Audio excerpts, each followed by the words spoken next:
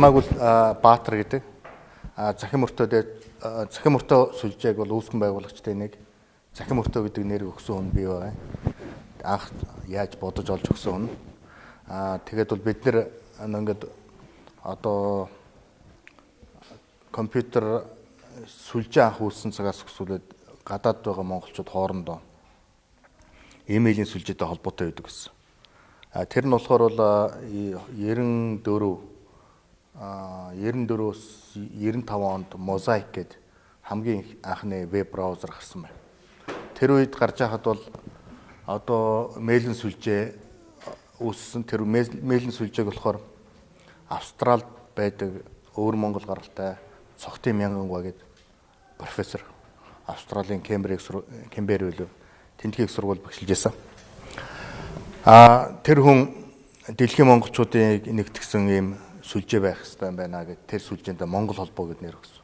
Тэр Монгол холбоонд болохоор өвөр Монголын нэг 40-од эрдэмтэн багш нар Монголоос нэг 4-5 хүн байсан.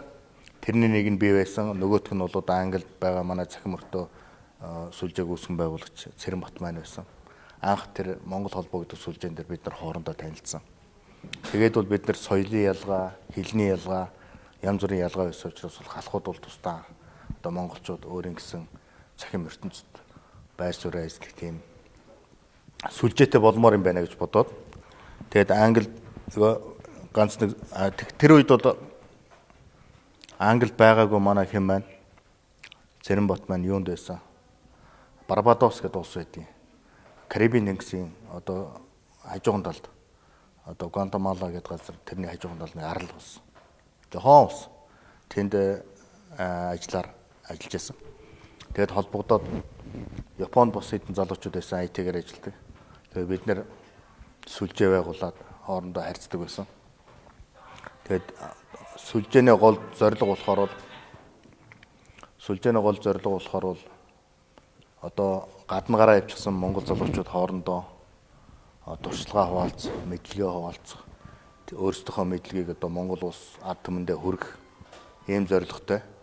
Бид нар тэгээд бол өртөөг байгуулж бий болохдоо бол эхлээд Монгол гэдэг чинь бол утгаараа том. Бид нар чинь бол монголчууд чинь халахуд гэдэг чинь бид нар 6 түмэн монголчуудын зөвхөн нэг нь монголчууд бид чинь одоо 6 дахин том. Тийм учраас монголчуудын Монгол туурхтны гэд нэрлэгээд сүлжээгээ тохирсон. Тэгээд бол ямар одоо бодсон л доо ямар концептээр яах вэ? Ямар нэр өгөхөд нэлээд нэр сонгож хэлцүүлсэн. Тэрний нэг нэр нь болохоор би одоо бодож болохдоо ингэж бодож байсан. Миний төсөөллөөр шүү дээ. Монгол хүн гэдэг чинь бол хаа явсан газар соёлоо түгээдэг. Хаа явсан газараа мэдлэг цуглуулдаг. Тэр цуглуулсан мэдлэгээ бусдтайгаа хуваалцах, ард түмэндээ хуваалцахын тулд тэр бол нэг хүн бол нэг өртөө. Тэгээд бол дээр үед одоо 800 жилийн өмнө монголчууд өртөө байгуулад хоорондоо мэдээлэл солилцдог байсан бол захим ертөнцид бид нэр хүн болгон өртөө болоод өртөөний улаач болд юм уу байгаа газар өртөө болгоод өөрсдийнхөө мэдлэгийг хоорондоо солилцох. Монголдоо тэр оюуны хөрөнгөөр болох. Одоо энэ үйлсийг бол бид нар зорьсон. Тэгээд бол би тэр нэрээ өгсөн. Захим гэдэг нь болохоор одоо энэ силикон гэсэн үгний монгол орчуулга шүү дээ. Өртөө гэдэг нь болохоор манай морин өртөөний өртөө. Тэгээд захим өртөө гэдэг энэ сүлжээг бол байгуулсан. Захим өртөө бол байгуулагдаад одоо 10 гаруй жил болж байгаа. Энэ өртөөнд анх сурж байхдаа яг та нар шиг хүүхдүүд орж ирээд төгсөөд яваад ирээд ажилласан тийм залуучууд бол одоо Монголын одоо бүтээн байгуулалтад байгуулаа явж байгаа залуучууд байна. Би нэгийн дуртахад бол одоо сайн баяр байна. Захим өртөөний одоо гүйцэтгэх энэ захирал юу хийжсэн залуу байгаа. Тэгээд одоо энэ бидний тэр захим өртөөг бол дамжиж өчнөө залуучууд мэдээлэл солилцож хоорондоо анд нөхөд болж мөн өөрсдийнхөө зорилготой үйл ажиллагаа явуулж ирсэн одоо платформ маягийн гүүр маягийн тийм газар байгаамаа. Тэгээд тэдний хэсэг бүлэг нөхдүүд нэгдээд ямар ч байсан бид нар энэ өртөөнийхөө нэрийг аваад ийм сургууль байгуулах гэсэн. Тэгээд ийм сургуульд сурж байгаа та бүхэн бүгд одоо сурах хэрэмэлзэл дүүрэн одоо энэ дээр байгаа залуучууд гэж бодож байна. Би мөн одоо яг та нар шиг залуу байхдаа бас адилхан сурах зорилго тавиад тэгээд сурж байсан. Бидний үед бол байдал өөр байсан. Яадаг вэхээр 10 жил төгсөөд 10 дугаар ангийн хүүхдүүдийг төгсөлтийн одоо уралдаан шалгалт зохион байгуулдаг. Бид нар конкурсээр нэрлэдэг. Математик одоо голчлох юм бол 1-р групп. Тэгээд одоо өөр нийгмийн ухаан бол 2-р групп юм ингээд 3 группээр ангилаад тэгээд хүүхдүүд 10 жилийн хүүхдүүд шалгалт өгдөг. Тийм байсан. Би 83 онд Өвөр хангай аймгийн 1-р 10 жил гээд Өвөр хангай аймаг бол 5-10 жилтэй. Бас нэлээд хүн том хүн амтай аймагуудын нэг. Тэгээд 1-р 10 жилийг төгссөн. Тэр үед бол конкурсын шалгалтанд орсон юм аа. Тэгээд бид нар яг 1-р 60 оноо авдаг. 3 шалгалт өгдөг. 1-р гэх нь болохоор тоо, физик, 3-дугаарт нь урс хэл. Тэгээд манай группээр нэг группт дунджаар 800-аас 1000 хүүхэд нийт 3000 хүүхдийн одоо уралдаан шалгалт болж байсан. Би 1-р группээр орсон. Би бол хөдөө өссөн, мал маллаад өөр хөдөөний хүүхэд. Тэгээд аймгийн 10 жил дорж ирээ сурсан. Хичээл номдоо сайн, түүх соёл сонирхдаг тийм хүүхэд байсан. Тэгээд бол тоог сайн боддог, маш сайн тоо боддог, олимпиадад оролцдог байг тийм хүүхэд байж байгаа. Тэгээд тэр шалгалтаа өгсөн. Шалгалтын оноо бол 60 оноо байсан. Би 59 оноо авсан.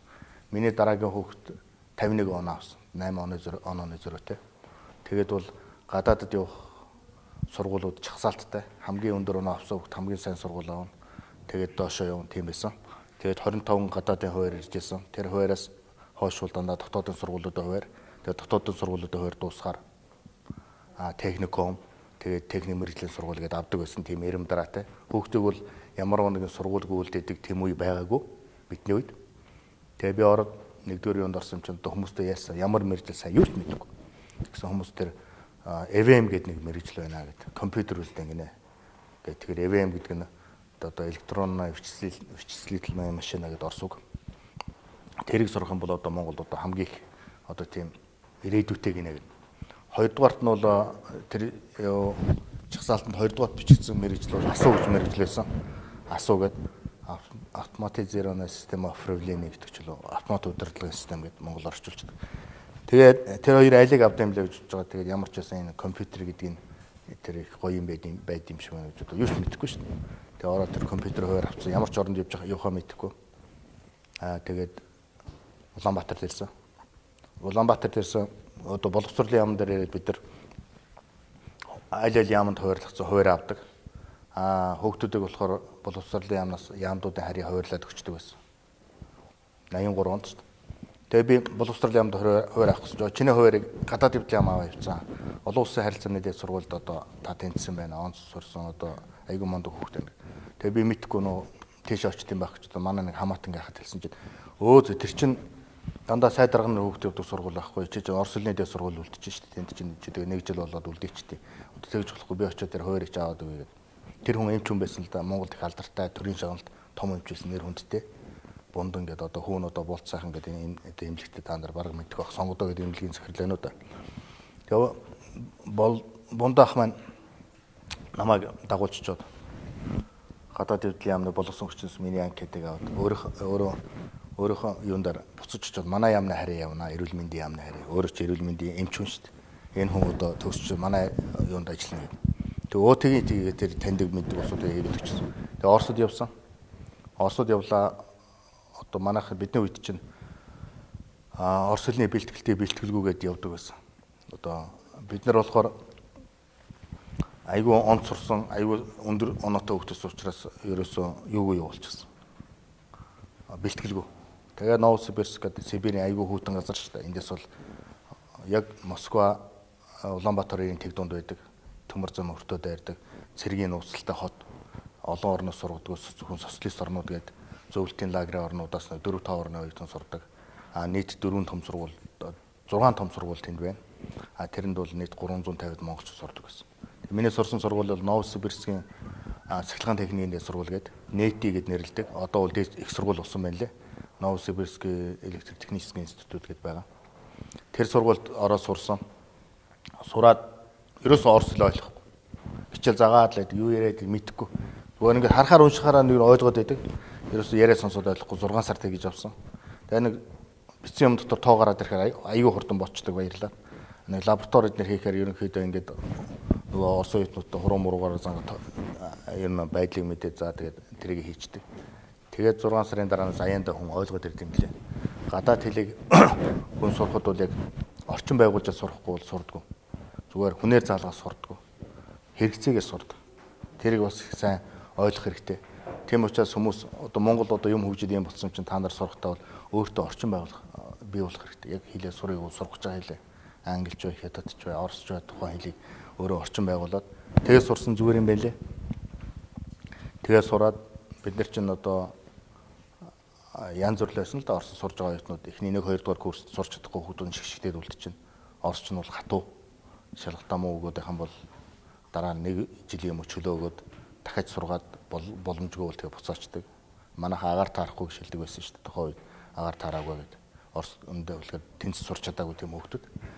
Их мэтлэн юмнуудаас нь тэгээд би Оросд сурахтаа л компьютерийн шинжилгээ ухааныг сурсан.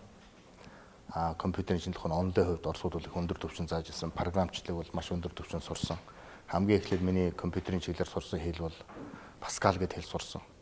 Pascal гэдэг хэл байдаг. Одоо шинжилгээ ухааны янз бүрийн том юуг бол урдан програмчлж болдог хэл. Тэрний дараа бол машины одоо системний инженер болох жоохон учраас assembler гэдэг хэл үүдсэн. Assembler гэдэг хэл бол надад бол насан туршид миний гол одоо мэдлэгийн суурь болж өгсөн. Тэгээд онлын хувьд бол маш сайн заадаг. Оросд. Тэгээд сурч ирсэн. Тэгээд тэр үед чинь бол бид нар бол Монгол улсад арчлал ирнэ гэж мэдэхгүй, арчилсан нийгэм гэж юу байдгийг мэдэхгүй. Ерөн социализм байгуулна, социализм байгуулчаад коммунизм байгуулна. Одоо гэсэн ийм үзэл бодолтой ерөөсө тархийн тэгж угаадаг тийм ч хүмүүжлтэй байсан. Тэгээд бол 3 дугаар курст орох жил бол бидэрт сонголт өгж ирсэн. Гаднаас ирсэн одоо Монгол оюутнууд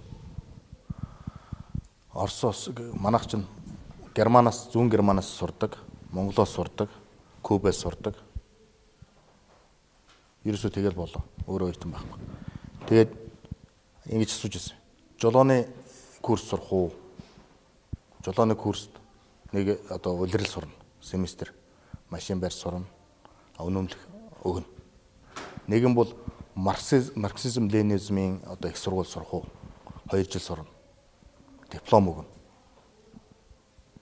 Тэгээд бол хүмүүстэй яриад марксизм ленинизмын их сургууль сурчих юм бол Монголд ирэхээр цалин өндөр байдаг. Тэр үед бол инженер техникийн ажилтан хүмүүс бол 550 төгрөгөөр цалинждаг байсан. Тэгээд доод хязгаар. Тэгээд бол дээшээгээ бол 650 болоод ингээ ахдаг. Марксизм ленинизмын орон их сургууль төгссөн тийм давхар мэргэжилтэй хүн бол илүү өндөр цалин авна, илүү хурдан дэвшинэ. Тэгээд бол насаараа би машин барина гэж ерөөсө бодож байгаагүй. Ерөөсө хувь машин авах гэж бодож байгаагүй. Тийм учраас бол тэр марксизм ленинизмын сурыг гээд тэр Маркс, Энгельс, Ленин тэр олон бот номуудыг үзсэн. Тэгэхэд бол сургуулийн давхар сурж байгаа шүү дээ. Тэр бол Новосибирск хотын коммунист намын төв хороо гэж байдаг. Тэр төв хороон дээр марксизм ленинизм орон их сургууль гэх том сургууль байна. Тэр сургуульд очоод хичээлээ тараад 4 цагаас очоод 5-аас 8, 9 хүртэл тэн дээр хичээл хийн. Олон бот номуудыг товчлно. Тэр чинь даалгавар хүчин хичээлөө заана. Тэн дээр бол би нэг юм ойлгосон. Ямар ч онол заалгасан, ямар ч юм сурсан.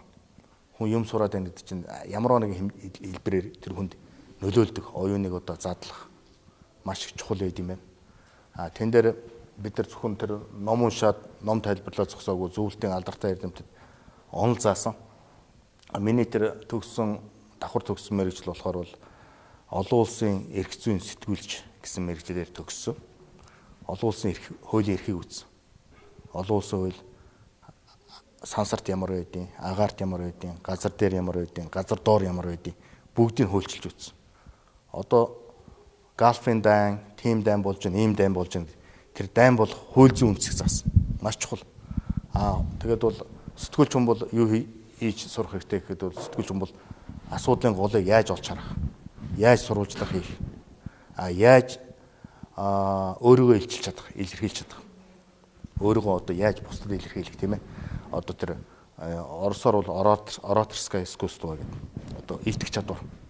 Тэгээ тэн дээр заахтаа бол Муссолини ингэж зогсож байгаад ингэж илтгэдэг байсан. Гитлер толны өмнө зогсож байгаад ингэж илтгэдэг байсан.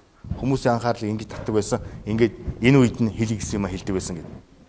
Одоо тэр хүмүүсийн одоо тэр хаач сургууль адилхан. Хүнтэй одоо eye contact гэж англиар хэлж байна. Хүний нүүр харж иж ярина. Доошоо харж иж ярьж болохгүй. Доошоо хараад юм ярихад хүний ярианы хоолойны систем чинь ингээд хаагдчихдаг. Дуун гарахаа байждаг. Нөгөө хүн нь болохоор анхаарал нь сарничдаг гэх мэт янз бүрийн юм байна. Тэр болгоныг бол Оросд ингээд үзсэн. За тэгээд 90 тэрийг бол нэг сайн хэрэгжилж чадаагүй. Тэгсээгээд тэр чинь манай үе солигдсон. 88 он төгсөж ирээд яамд ажилласан. Манай яам тооцоолон бодохтой. Эрүүл мэндийн яам бол олон улсын байгууллагатай харьцаатай байдаг дэлхийн эрүүл хамгаалах байгууллага гэдэг WHO гэдээ одоо нэрлэж байгаа англиар. Монголоор бид нар WOZ гэж нэрлэдэг. WOZ нь бол WHO-гийн одоо Орос үг. Орос нэр.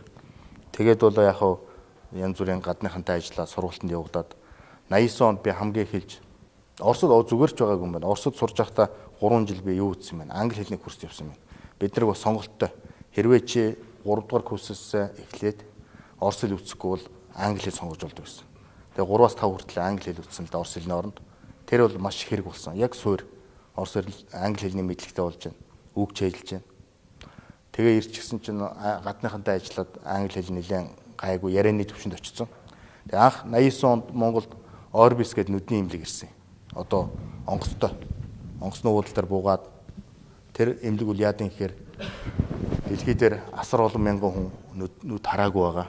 Тэр хүмүүс туслахын тулд тэр хүн болгонд нүдний аппарат хийж чадахгүй, тэр хүн болгоныг одоо эмчилж чадахгүй учраас тэрийг эмчилдэг хүмүүсийг одоо сургачдаг. Монголын бүх эмчнэрийг сурах гээд дэлхийн олон оронд 20 хэдэн жил нисэж явсан тэр онгоц Улаанбаатарт буугаад. Тэр чинь одоо бас л манай социализмын үе шүү дээ.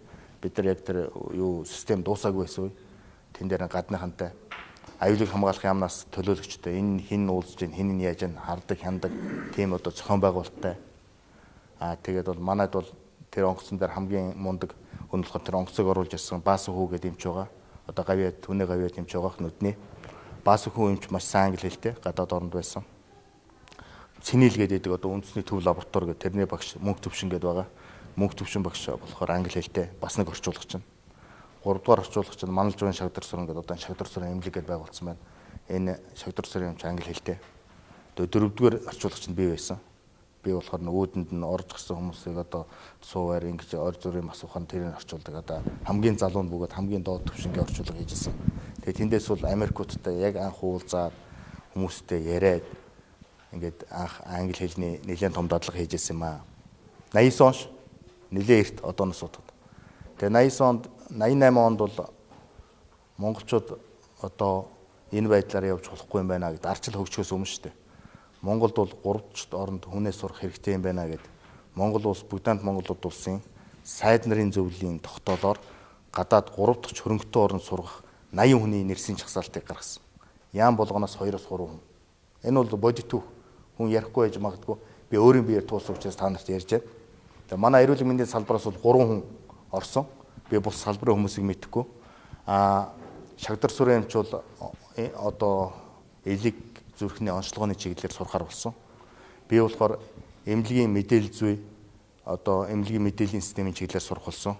Эмнэлгийн удирдлагын системээр Шагдар сүрэнгийн Энкут гэж залуу сурах болсон. Сүүлд нь яамны орлого сайд дээр хийжсэн одоо яг энэ хавьдлын компани дээр хийгээд явчихдаг баг. Нөгөө хоёр маань буцаж ирсэн. Миний хувьд бол эхлээд би Америкт сурах зорилго тавьсан. Тэгээд тэр 80 хүнийг бол зүгээр орхиогүй 3 сар ажилласан чөлөөлөөд Монгол Улсын их сургуулийн англи хэлний танхим дээр өглөө 8 цагт ирээд орой 6 цаг хүртэл англи хэл 3 сар заасан. 80 хүн, эхний 80 хүнд шүү дээ. Тэгээд тэндээс бол явсан улсууд байна. Одоо Сүхбаатарын Батуулд гэдэг Монгол Улсын ерөнхий сайд байсан хүн байна.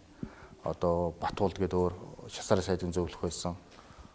Тэгээд бол маш олон тийм скетнүүд байгаа. Одоо энэ тэнд одоо компани захирлууд байна. Одоо зарим нь болохоор одоо наацхан жишээлхэд бол энэ политехникийн дэд сургууль одоо шүүц гэд нэрлэж байна тий. Политехникийн дэд сургуулийн проректор байсан Бадарч өгш байгаа. Одоо ЮНЕСКОд ажиллаж байгаа. Гэх мэтлэн бидний хүмүүс яг та нар шиг ингэ ширээ тойр суучаад 3 дахь оронд сурж явах юмсан гээд гадаашаа одоо мэдэхгүй шүү дээ. Одоо 3 дахь орон гэр маш гоё юм байдаг. Яагаад гэвэл тэр үед чинь видео дөнгөж гарч ирсэн хөрөнгөтэй орны кинонуудыг харж ирсэн ийм юм байд юм байна. Айгүйх тэр шүтжсэн байхгүй. Өндөр сэтгэлдээ явчихсан гэж бодоод өөр юм байхгүй шүү дээ. Ямар ч мэдээлэл баг. Тэгээд Америк явахаар болоод Америкийн нөгөө таньдаг хүмүүстэйгээ холбоо тогтоогоод захиа бичилцээд захиа бол 2-7 хоноод Америкт ирж очдөг. Имэйл дээр байхгүй шүү дээ. Тэгээ яасан чинь тэр Орбис дээр ажиллаж байсан нөхөр манай энд нэг мундаг сургууль байд юм аа. Би нэг тэнд нэг жил сурж байсан. Тэр сургуулийн нэг таньдаг профессортой холбож өгөөд тэр нь бол Стэнфорд их сургууль байсан. Стэнфорд их сургууль бол дэлхийн топ 3 сургуулийн нэг, хувийн дэс сургууль. Тэгээ Стэнфордод бол бий юу гэсэн л дөө. Одоо application forum гэдэг нэрлэлд байна шүү дээ. Энийгөө өгөөд сурахаар хүлээж исэн. Таныг яг одоо мастерын курст авч болно. Бид нар одоо сургалтын зардлын даа. Манайх бол үнэтэй сургуулаа. $65,000 зардал ордог сургууль. $35,000 зардлыг бол бид нар даана. Амьдрах зардал $30,000 та өөрөө даана гэсэн хариу ирсэн. Тэгээд бол тэр бол 80 оны сүүлээр 90 оны арай эхлэх байхад ирсэн. Тэр үед манай байдал ямар байсан? Засаг төр ингээд хямарчихсан. Юу мөнгө бол. Ерөөсө банкнд $15 сольдог байсан шүү дээ. Дээр нь $25 банкны дид ерөнхийлөгчийн гаруй хэсэгтээ цохолтоор нэм сольж өгдөг. Тим хүнд үед. Тэгээ ямар ч хинт ч яриад $30,000 гэдэг бол тэр бараг байхгүй тийм мөнгө тий. Тэгээд бол явж чадахгүй боловсролын амд буцаад хэлсэн чинь танаа нөгөө хоёр чи Япон явсан. Японы Момбушо гэдэг юм аа. Японы одоо бол боловсрол гэгэрлийн юм. Тэрний шугамар өнгөө сурдаг. Гэхдээ та 2 жилийн хугацаатай жил 6 сарын хугацаатай явна. Явж болно. 6 сар нь болохоор хэлний бэлтгэл, жил нь болохоор одоо судлаач оюут. Тгийгээд явсан л да. Тгийгээд нэг хэлчихэд мартчихсан байсан. Тэгээ ажиллаа хийгээ явж ил нэг өдөр дуудаад та одоо 7 хоногийн дараа Япон явах боллоо гэдэг 10 сарын 7-нд явах боллоо. 90 оны 10 сарын 7-нд. Тэгээ 7 хоногийн дотор ингээд уулзах хүмүүстэйгээ уулзаад ингээд маш сандраад тэгээ Японд руу явсан. Японы хөгжлийг бол хамгийн их хэлж тэгж үзэжсэн. Тэр үед Японд элчин сайдын яам ажилчдаа оруулаад 27 хүн байдаг байсан. Айгуу цөөх. Бараг бүгд нэрээр мэднэ. Өмнө нь бол цөөхөн хүн төгсөжсэн. Тэгээ Япон хэлний курс сураад 6 сар. Тэгээ дараа нь болохоор анагаах ухааны дээд сургуульд очсон би. Хамаамацу гэдэг хот байдаг, Шизуока гэдэг мужи байдаг. Тэр Шизуока мужид Фужисан гэдэг том уул байна. Нэг гоё уул. Одоо мөнгөстэй. Тэр уулын мужиг болохоор Шизуока гэдэг дотор нь болохоор хоёр том хоттой Шизуока гэж хот байна. Хамаамацу гэдэг хот байдаг 70 хэрэг тэр. Тэр Хамаамацу хот нь яагаад тийм Японд асар өндөр хөгжилтэй юм бэ гэхээр дэлхийн 2 дугаар дайны үед тэр хотод Америкийн бүх сөнөөгч онгоцууд үйлдвэрлэжсэн хот. Тэгээд дайны дараа үйлдвэр нэгэнд байсан учраас үйлдвэрийн технологиг ашиглаад Yamaha, Honda, Suzuki гэдэг одоо жижиг мотоциклийн компаниуд, моторцоо дууны компаниуд байгуулагдаад хүнд үйлдвэрийн хот болчихсон. Тийм газар. Тэгээд тэнд сураад 1 жил болоод багштайгаа ярьсан. Бидний хувьд бол анх удаа Монгол хүн, Оросд төгссөн Монгол хүн өөрөө яг барууны ертөнцид гарч боловсрлоо одоо хэмжүүлэх тийм том хэмжүүр болсон Япон бол 1 жилийн дотор. Онлын хувьд аягүй сайн сурцсан байсан. Практик хэрэглээ юу ч мэддэг байсан. Ямар нэгэн Япон хүмүүс асуудалтай дэвшүүлэлтийн юм хийхээр бол тэрийг ойлгох юм шууд хийчдэг. Тэгээ манай профессор хэлсэн та нар бол яг зөвлөлт чинь бол супер павер одоо их том хүч Америкт өрсөлдөг. Тэр оронд одоо соёлдсон барууны соёлтой хүмүүс юм байна. Тийм учраас цааш сурах хэрэгтэй юм байна. Хэрвээ чамайг цаашаа сурна гэх юм бол би чамайг сургуульдаа сургана. Чиний мөнгийг олж өгнө гэд. Би жил 6 сарын мөнгөтэй ирсэн юм шүү дээ. Тэгээд докторын турд орсон. Одоо мэрэгчлэрээ. Ямар мэрэгчлэр орсон гэхээр би эмнэлгийн эрүүл мэндийн салбарт компьютерийн онцлогыг нэвтрүүлэх тийм салбараар англиар болохоор PhD in Medical Science гэдэг. PhD in Computer Science in Medicine гэдэг. Анагаах ухаанд дах компьютерийн шинжилгээ ухааны доктор гэсэн тийм сургалт нь.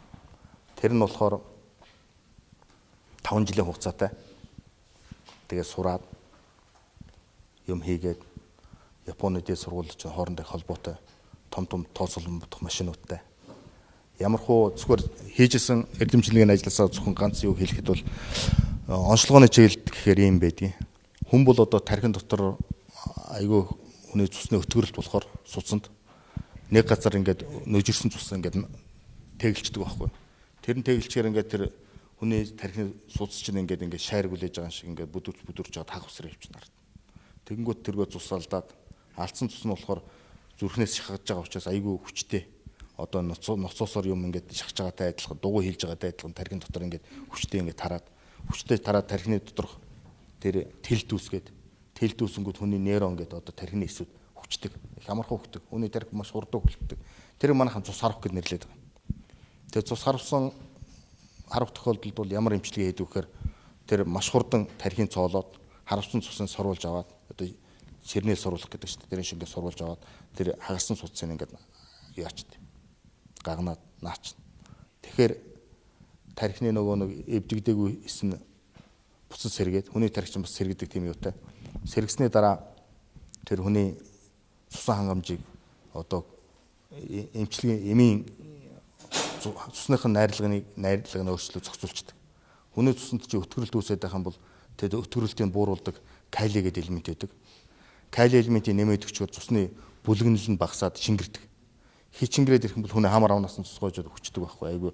Тийм учраас тэрний тэр мониторинг гэдэг өөрчлөлт гэдэг шүү дээ. Яаж тэр бол хүн болгонд өөр. Хүн болгоны бие өөр учраас тэр хүний биенээс шалтгаална. Мөн тэр хүний юунаас шалтгаална. Биений эсэргүүцэл тухайн цагаас тухайн мөчөд хэр одоо бие нь муутсан байхын хэр сайн байснаас шалтгаалаад өдөрт 2-3 удаа цусны юунаас шалгаж ээж тэр эмийнхээ доозыг тааруулдаг. Тэгээ мониторинг систем. Тэр янз бүрийн онцлогооны аргууд байна л да. Ямар арга хэрэглэдэг хэрэг фази логик гэдэг арга байдаг. Тэр нь болохоор тийм ингээд фази гэхээр одоо тэр эмх замбараагүй юмнаас ямар нэгэн гаргалгаа хийдэг. Тэр Оросд бид нар үзэж л байсан. Тэр онлыг.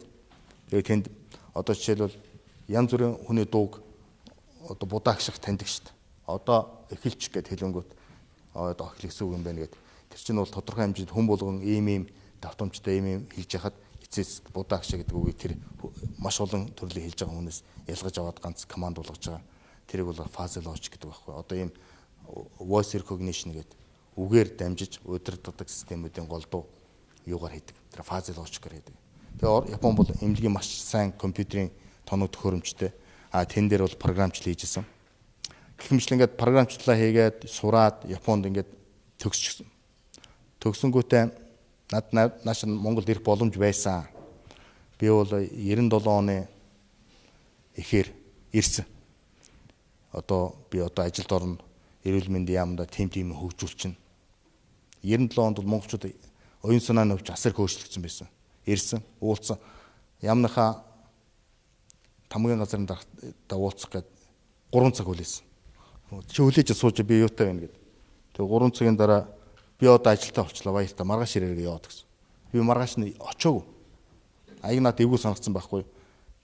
Хүний одоо хов хүний контакт ерөөсөө иймэрхүү байдалтай хүнд би Монголд юм хийж чадахгүй юм байна. Иймэрхүү байдалтай хүнд би буцаад ямдаа ч орч чадахгүй юм байна гэсэн. Хүний одоо тэр сэтгэлийн нэг одоо гал нь бөхж байгаа шиг зул бөхөөдөг шиг айгүй бөхж байгаа байхгүй. Тэгсэн инх сайхны засгийн газар байсан манай таньдаг хүмүүс за Японд сурсан ийм хүмүүс манайд хэрэгтэй байд юм байна. Тийм учраас чи ерөнхий сайдын одоо зөвлөх болохгүй гэдэг тухайд асуудал байсан. Би бас хувьдаа болохоор Америкийг сонирхож байсан тухайд. Тийм учраас Америкт бол PhD доктор хамгаалсны дараа бол сургалтын програм байдаг. Postdoc гэдэг. Докторийн дараагийн сургалт postdoctoral fellowship гэдэг юм уу тийм нэртэй програм байдаг. Тэрэнд бүгэлсэн. Ингээ бүгэлэхэд бол нэг 200 хүн ингээд Харвардад бүгэлд юм байна Японоос. Дээд сургуулийн багш нар голдуу, ажилчид голдуу. Тэгээд надад давуу тал байсан Японуудаас илүү. Ганцхан давуу тал байсан. Англи хэлний давуу тал байсан. Хоёрдугаар давуу тал бол би өөрийгөө илтгэл тавьж чаддаг. Би Оросд өөрийгөө илтгэх тэр одоо юг тэр шал өөр марксизм ленинизм гэдэг өөр сургуульд болоход өөрөө хүний өмнө гараад юм ярьцдаг, хүн юм ойлгуулцдаг тэр илтгэх чадвар суудсан байсан. Миний англи хэл тийм сайн байгаагүй мэдээж ойлгомжтой. Гэхдээ бол ямар ч нөхцөл өөрийгөө англиар илэрхийлждэг. Тэгээ Харвардын сургуулиуд интервью аваад уулзна. Японууд бол айгүй мундаг мөртлөө яг хүнтэй ярьж чадахгүй. Хэлний юу н айгүй барьер нь айгүй хүнд байсан учраас надад тийм урах шанс өндөр байл. Тэгээд Харвардад одоо жил 6 сарын хугацаатай Харвардын их сургуульд одоо эрдэм шинжилгээний ажилтан тэр постдок гэдэг позишн надад оффер гэж одоо санал болгосон. Тэгээд бол мөнгө олох хэрэгтэй байсан. Харвард бол би чамд мөнгө өгөхгүй. Чамаас мөнгө чахгүй мөнгө чгүй өөрийнхөө мөнгөөрөөс эндээ сур гэд. Японуудаа буцаа ярьсан. Fujitsu гэдэг компьютерийн том компани шүү дээ. Би тэр компани нэр дээр өөрийнхөө сургууль дээр 6 сар ажиллаж байсан учраас Fujitsu намайг хэлсэн л дээ. Чи одоо манай компани нэрийг гаргаад манай сургуулийн нэрийг гаргаж явж байгаа учраас чамд би 3 жилийн мөнгө өгье. Японууд аюу тийм одоо юутай ус шүү дээ. Манайх бол хоншоортой гэдэг тийм ээ. Хүнийг ойлгодог, дэмждэг, тийм мундаг ус. Хэрвээ чи 3 жилийн дотор өөрөө ажлаа олох юм уу, ямар нэгэн газар гарах юм бол бид нар хэлээрээ. Тэр хэлсэн өдөр чинь бид нар чиний мөнгийг таслана гэд. Тэр бол надад бол гайгүй мөнгө байсан л да. Сарын $3,500 өгж байсан. $3,500 чинь их мөнгө шүү дээ. Жилийн хэдэн доллар хөө? $40,000. Тэр зүгээр үнэгүй. Одоо сан бол одоо чихэр авч дээрээ гэж өгж байгаа юм шүү дээ. Тэгээ яагаад тэгэхээр бол чи манай сургуулийн нэрийг гаргаж байгаа, манайхаас явж байгаа гэж айгүй хүнд тийм одоо сэтгэлийн тэмүүлэл хайрлаж байгаа байхгүй юу. Тэгээ би Японуудад үнэхээр баярлж байсан. Японд очисон манайх бол 2 хүүхэдтэй, хүүхдүүд жижигхэн. Японоос Америкт очисон. Тэгээ Harvard их сургууль бол том сургууль. Миний сурж байсан тэр постдок хийсэн танхим бол 2 дээд сургуулийн дундын танхим. Harvard их сургууль дотроо олон сургууль байдаг төрөө хэлсэн. Harvard их сургуулийн анагаах ухааны дээд сургуулийн дотроо байна. Harvard University School of Medicine гэдэг. Тэр сургууль Массачусетсийн технологийн дээд сургууль гэдэг. Америкт бол технологийн 2 том сургууль байдаг. Massachusetts Institute of Technology, Caltech гэдэг. California Institute of Technology гэдэг. Тэр 2 сургуулийн одоо алдартай сургуулиуд. Нэг нь Америкийн зүүн эрэгт байдаг, нөгөөх нь баруун эрэгт байдаг. Тэгээ Бостон бол баруун эргийн том эртний хот. Америк гэдэг шинэ Англи улс гэдгийг байгуулж авах үеэс эхлээд хамгийн анх байгуулсан тийм том хот. Тэгээ тэн дээрээ тэр 2-ын дундын факультет гэхээр би анагаах ухааны чиглэлээр компьютерийн чиглэлээр сурж байгаа учраас анагаах ухааны шинжилгээ ухаан буюу технологийн танхим гэж байсан л да. Health Science and Technology Department гэдэг. Тэрэнд н ороод тэгээд бол янз бүрийн гадны ирсэн голдуу Норвеги, Швейцар, Европ эрдэмтдтэй, ганц нэг Япон, Солонгос тийм хүмүүстэй хамтраад ажилласан ба. Тэгээд нэг жил ажилласан. Дараа нь бол сунгаад тэндээ сурах уу, аль эсвэл Америкт ажил олох уу гэсэн тийм одоо сонголт гарсан. Хүний амьдрал чинь ингээд үе том сонголт гардаг штэ. Та нар 10 дугаар ингээд төгсчих юм бол юунд орох уу, коллежид орох уу, коллежид орох юм бол ажил олох уу, ажил орох юм бол за гэрлэх үү, гэрлсний дараа одоо яах вэ, хүүхдээ авах уу, хүний амьдрал тэгээд нэг нь нас орох юм уу ингээд бол асар том тийм хүний амьдралууд бол мэддэггүй том сонголтууд явуулж байдаг. Тэн дээр бол би өөрөө сонголт хийсэн. За ямар ч байсан энэ хүртэл явчихсан тийм ээ. Цаашаа жоохон юм сурыг. Тэгээд манай тэр юуны Harvard MIT дээр ингээд ороо болгон компаниуд ирдэг.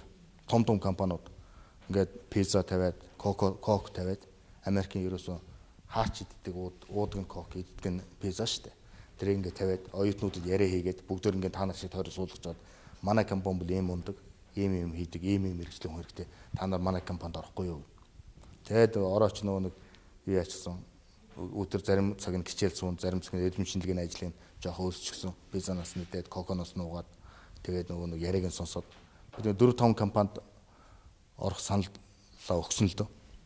Тэгээд одоо том компаниудаас нэг нь болохоор Hall Fujitsu Hall System гэдэг би нөгөө Японд ойрхон Японы Америкт байдаг компани л да. Fujitsu Hall гэдэг систем болохоор ямар очтой юм гэхээр Fujitsu-гийн HAL систем гэсэн суперкомпьютерийн нэг хэсгийг хийдэг тийм систем байсан. Тэнд нэг саналаа өгөөд өөр Adobe гэдэг компани байдаг. Photoshop гэдэг та нар мэдэн шүү дээ, зураг зурдаг тий. Тэр Photoshop-ыг хийдэг компани. Тэрэнд саналаа өгсөн. Ингээд Oracle өгсөн, өөр нэг 2-3 компанид өгсөн. Тэгтэл бол Oracle-ийн салбар компаниуд байна. Oracle чиг том компани л да. Америкийн 2 дахь том компани Microsoft-ын дараа ордог. Oracle дотор хуваагдахаар бол PeopleSoft, Siebel тэгээд Kitex гэдэг маш олон компаниуд, охин компаниуд гэдэг чинь нэг компаниуд ор. Тэгээд тэрний нэг нь тэр Kitex гэдэг компани болохоор нэрээ өөрчлөөд арай томрох гэжсэн Tenfold гэдэг. Tenfold гэдэг нь 10 дахин гэсэн үг. 10 зэрэгт гэсэн үг байхгүй. Тэгээд тэр компани ярилцлага өгөр. Ингээд нөгөө 4-5 компаниуд ярилцлага өгсөн чинь ихэнх нь ажилд авч болно. Гэхдээ ганцхан нөхцөлийг биелүүлж чадахгүй бид. Чи Америкийн нэгдсэн улсын иргэн биш бол чамд байнгын оршин суугч олгож бид нар чадахгүй. 2 компани тэнд дотроос байнгын оршин суугч болгоно гэсэн. Нэг нь миний анх орсон компани. ийм нөхцөлд ийм цалинтай тэгээ дээр нь энийг чи хийж өгнө. Тэр нь болохоор юу хийдэг компаниас гэхээр universal application гэдэг. Одоо бүх платформд бүх аппликейшн таардаг тэр порт хийдэг хүний аппликейшнуудыг хийдэг тийм хүчтэй систем хийдэг. Ерөөсөө Oracle-ийн database дээр тохирсон Oracle-ийн тэр нэг branch software нэсэн. Тэгээ тэр компанид ороод ажилласан. Software инженер би бол ангаах нэлээд үзчихсэн. Ангаахад компьютер нэвтрүүлэх үзчихсэн. Миний үндсэн мэргэжил программист software инженер байсан учраас програмчлалаараа голдуу дагнаад Америкийн бизнесийн 6 том салбар байна. Тэр салбарууд зориулсан ерөнхий програм хийдэг. Програм ч нь болохоор юм шүү дээ. Одоо эрүүл мэндийн салбар гэдэг байна. Даатгалын салбар гэдэг байна. Цахилгаан харилцаа холбооны салбар гэдэг байна. Ингээд энэ өөр бизнесийн логиктэй. Энэ өөрийн утга агуулгатай, өөрийн дүрмтэй. Тийм учраас бол тэр дүрмийн солиол тэр софтверууд ажилладаг. Их том софтвер. Америк ч яагаад том гэдэг ч юм гэхээр зүгээр манайх чи нэг програм инстол хийгээд нэг компьютер за ингээд болоод ажиллаа гэдэг. Энэ чи хэрэглэгний програм, жинхэнэ утгаараа софтвер том програм биш байхгүй юу? Софтвер том програм гэдэг чинь маш том сервер дээр суугаад олон 100 мянга, олон сая хүнд үйлчилж, олон сая одоо кастомер гэдэг үйлчлүүлэгчтэй тим компани програмуудыг одоо том хэмжээний софтвер гэж үздэг байхгүй юу? Тэрийг хэдэн зуун хүн хийгээд хэдэн мянган хүн цааш нь авч яваад өчнөө сая хүний хэрэгцээг хангадаг тим програмыг жинхэнэ одоо софтвер гэж хэлээд байгаа. Америкч нь бол том штэ. 320 сая хүнтэй. 55 стейт. Стейт болгонд 320 сая хүний хэрэгцээг хангах даатгалын тим компаниуд хэд байна. Одоо гар тоолох 10 компани нь хооронд өрсөлдөж байгаа. Гэх мэтлэн. Тэгээ ийм юунуудыг хийдэг. Одоо арын одоо тэр даатгалыг мэдгүй л гэсэн тэр ард нь яаж тэр даатгалыг одоо тэр юу премиум бодох гэдэг одоо жишээлбэл ямар хэмжээнд энэ хүн даатгал мөнгө төлөх ёстой вэ? Энэ хүн ямар хэрэг тарьсан байна? Хэдүү даваар хийсэн байна? Америкч нь болохоор бүх юм нь database-аар холбогдчихсон. Банкнасаа хөсүүлээд одоо жолооных юунууд бүх тэр хүний бичигдэл, пассворд бүх юм. Хүнд бол ганцхан номер байна Америкт. Social Security number гэдэг. Тэр нь болохоор нийгмийн даатгалын номер, нэг л номертой. Тэр хүн өгөхдөө нэг тэр номерыг аваад өгөхдөө тэр номерыг буцааж өгдөг ганцхан номер. Тэгээ Америкт хүнийг бол удирдахад амархан. Тэр номероор л төгөө. Юу хийсэн хүн муу юм хийх юм бол тэгээд айгүй амархан одоо Америкийн нийгмээс хасагдчихдаг. Тэр хүн бол тэргүүрээ хар дансанд орчдөг. Ажил авах аваачин, сургуульд авах аваачин хэрвээ муу юм байх юм бол тэр хүний бүх юм нь өхөн хөлт ганцхан номертой холбоотой. Авсан бүх цалин, төлсөн бүх татвар одоо юу хийдیں۔ Тэр бүх юм нь яг ганцхан номертой. Ерөөсө тэр бол хүнд дэдэг цорын ганц номер. Хэд оронтой тав байдаг лээ? 10 оронтой тав байдаг. Тийм одоо газар бол ямар нэгэн алдаа гарах одоо жишээлбэл хувь хүнийч бай бүх юм одоо ингээд орчдөг учраас тэр болгоныг хаана тэмдэглэх гэхээр database мэдээллийн бааз тэмдэглэж байна. Тэгээ мэдээллийн бааз системүүдийн хооронд юугаар ярьдیں۔ Гэхээр мессеж ингээд та нар гар утсаар мессеж бичдэг шүү дээ. Тэрнтэй адилхан нөгөө нэг компьютерийн том database хоорондоо мессеж бичдэг байхгүй автоматар өөрийн гэсэн формтой. Одоо манайх ч гар утсанд мессеж бичдэг хэлмэл гэдэг шүү дээ. Тэрнтэй адилхан 2-3 мессеж болоод тэр хүний мэдээлэл авчихна. Тэгэл яг ийм нөхцөлд софтвер инженер хийнэ. Тэгэд Америкч нь бол софтвер хийдэг компаниуд нь цөөхөн газар төвлөрсөн байдаг. Одоо тэр би бол Америкийн зүүн эрэгт амьдардаг. Гэхдээ баруун эрэгт амьдардаг. Баруун эрэгт нь бол Калифорни гэдэг мужи байна. Их том мужи. Ерөөсөө ингээд урт гонцгой. Америкч нь 55 мужаас Калифорни мужид нь болохоор нэг мужид нь 70 сая хүн амьдардаг. 70 сая хүнтэй муж. Тэр 70 сая хүн дотор 1.5 сая хятад, үгүй Солонгос, 4 сая хятад, 30 сая Мексик. Бодоод үзтээ. Тэн тал нь гадаад. Яагаад тэр гадны олон хүн American Dream гэдэг. Яг хүн болгон өөрийн гэсэн хүсэл мөрөөдөлт ярьдаг байхгүй юу? Тэр хүсэл мөрөөдөл Америкт биелүүлэхийг American Dream гэж нэрлэдэг байхгүй юу? Одоо амьд яваа насандаа өөрийнхөө мөрөөдлийг биелүүлэх. Тэр American Dream гэдэг ганцхан биелүүлдэг хамгийн гол мужи. Яагаад гэвэл тэр өрсөлдөөний тэр олон мянган хүн хоорондоо өрсөлдөөд тэр улсыг бий болгож байгаа. Тэгээд тэр өрсөлдөөний зах зээл бүх юм нь тэр мужид байдаг. Америкийн одоо мөнгөний 5 том уурхай тэр мужид байна гэж. Хамгийн ихний мөнгөний уурхай бол алтны одоо уурхай. Америкт хүн хөл тавьснаас хойш анх алтны орд нээгдээд 1700 оны сүүлээр 1800 оны ихэр одоо Америкийн баруун өргөр рүү нүүж Сан Франциско хотыг байгуулсан. Тэрийг болохоор алтны халуурал гэж нэрлэдэг. Gold Rush. Асар том. Тэргүүрээ анх босч ирсэн. Тэр хүмүүс индиануудын нутгийг эзэлж аваа сүрчсэн. Хоёрдугаарт нь болохоор асар их нефтийн нөөцтэй. Америкийг болохоор хүмүүс одоо энэ дундад Торонтоос юм уу, Алс Торонтоос юм уу, Оросоос юм гаднаас нефт аваад тэргээр амьдарч яадаг гэж боддог. Америк нефтнийхаа бүр 70-80% ихэнх нь өөрөөсөө бий болгодог. Өөртөө нефтийн одоо газар дээр усан доторх юутай. Нефт олдворлолтын том төхөөрөмжүүдтэй. Тэрийг болохоор onshore, offshore гэж нэрлэдэг. Одоо эрэг дээрх эргийн гадна тал гэдэг одоо хараалт гэдэг. Энэ бол асар том өөрийгөө хангадаг тийм нефтийн хангамжтай. Тэрийгээ дагаад химийн маш олон үйлдвэрүүдтэй. Энэ бол хоёр дахь нь. Гэтэл гурав дахь нь болохоор хүний оюун ухаанаар бүтсэн Hollywood гэдэг. Дэлхийн бүх киноны одоо сорыг тэнд хийдэг. Бүх гол жүжигчид тэнд амьдардаг. Hollywood бол том дэлхийн киноны зах зээлийг одоо барьдаг газар шүү дээ. Тийм үү? Дөрөвдүгээрт нь болохоор тэнд юу байдیں гэхээр бол Silicon Valley гэдэг компьютерийн захиурын хөндий гэдэг бүх хардвер, софтвер энэ компьютерүүд одоо бидний хэрэглээд байгаа iPad, iPhone энэс өсвөлээд одоо бүх энэ системүүд тэнд төрдөг, тэнд хөгждөг, тэндээс дэлхийд түгдэг. Тэгээ энэ бол одоо тэр юуны захиурын өлгий, компьютерийн өлгий тийм утга. Тэрнээс гадна хамгийн сүүлийнх нь болохоор далай тойрсон устай далаагаас тотгош ингээд цөлтэй. Тэгээ далайн тэрүүхэн тэр завсарт ингээд тогтмол зөөлөн ловор амьсгалтайгаа учраас тэнд хүмүүс юу хийж болох вэ гэд одоо цагаач хамгийн их хийсэн юм нь болохоор одоо амжилттай хийсэн болохоор усан үзмний мод тарьсан. Тэргээрээ дарс хийсэн. Калифорнийн дарс, Californian wine гэдэг бол шүү дээ тийм ээ. Дэлхийн одоо дарсны 30%-ийг хангадаг нэг мужаас асар том үйлдвэрлэл явуулдаг. Тийм баян тийм муж.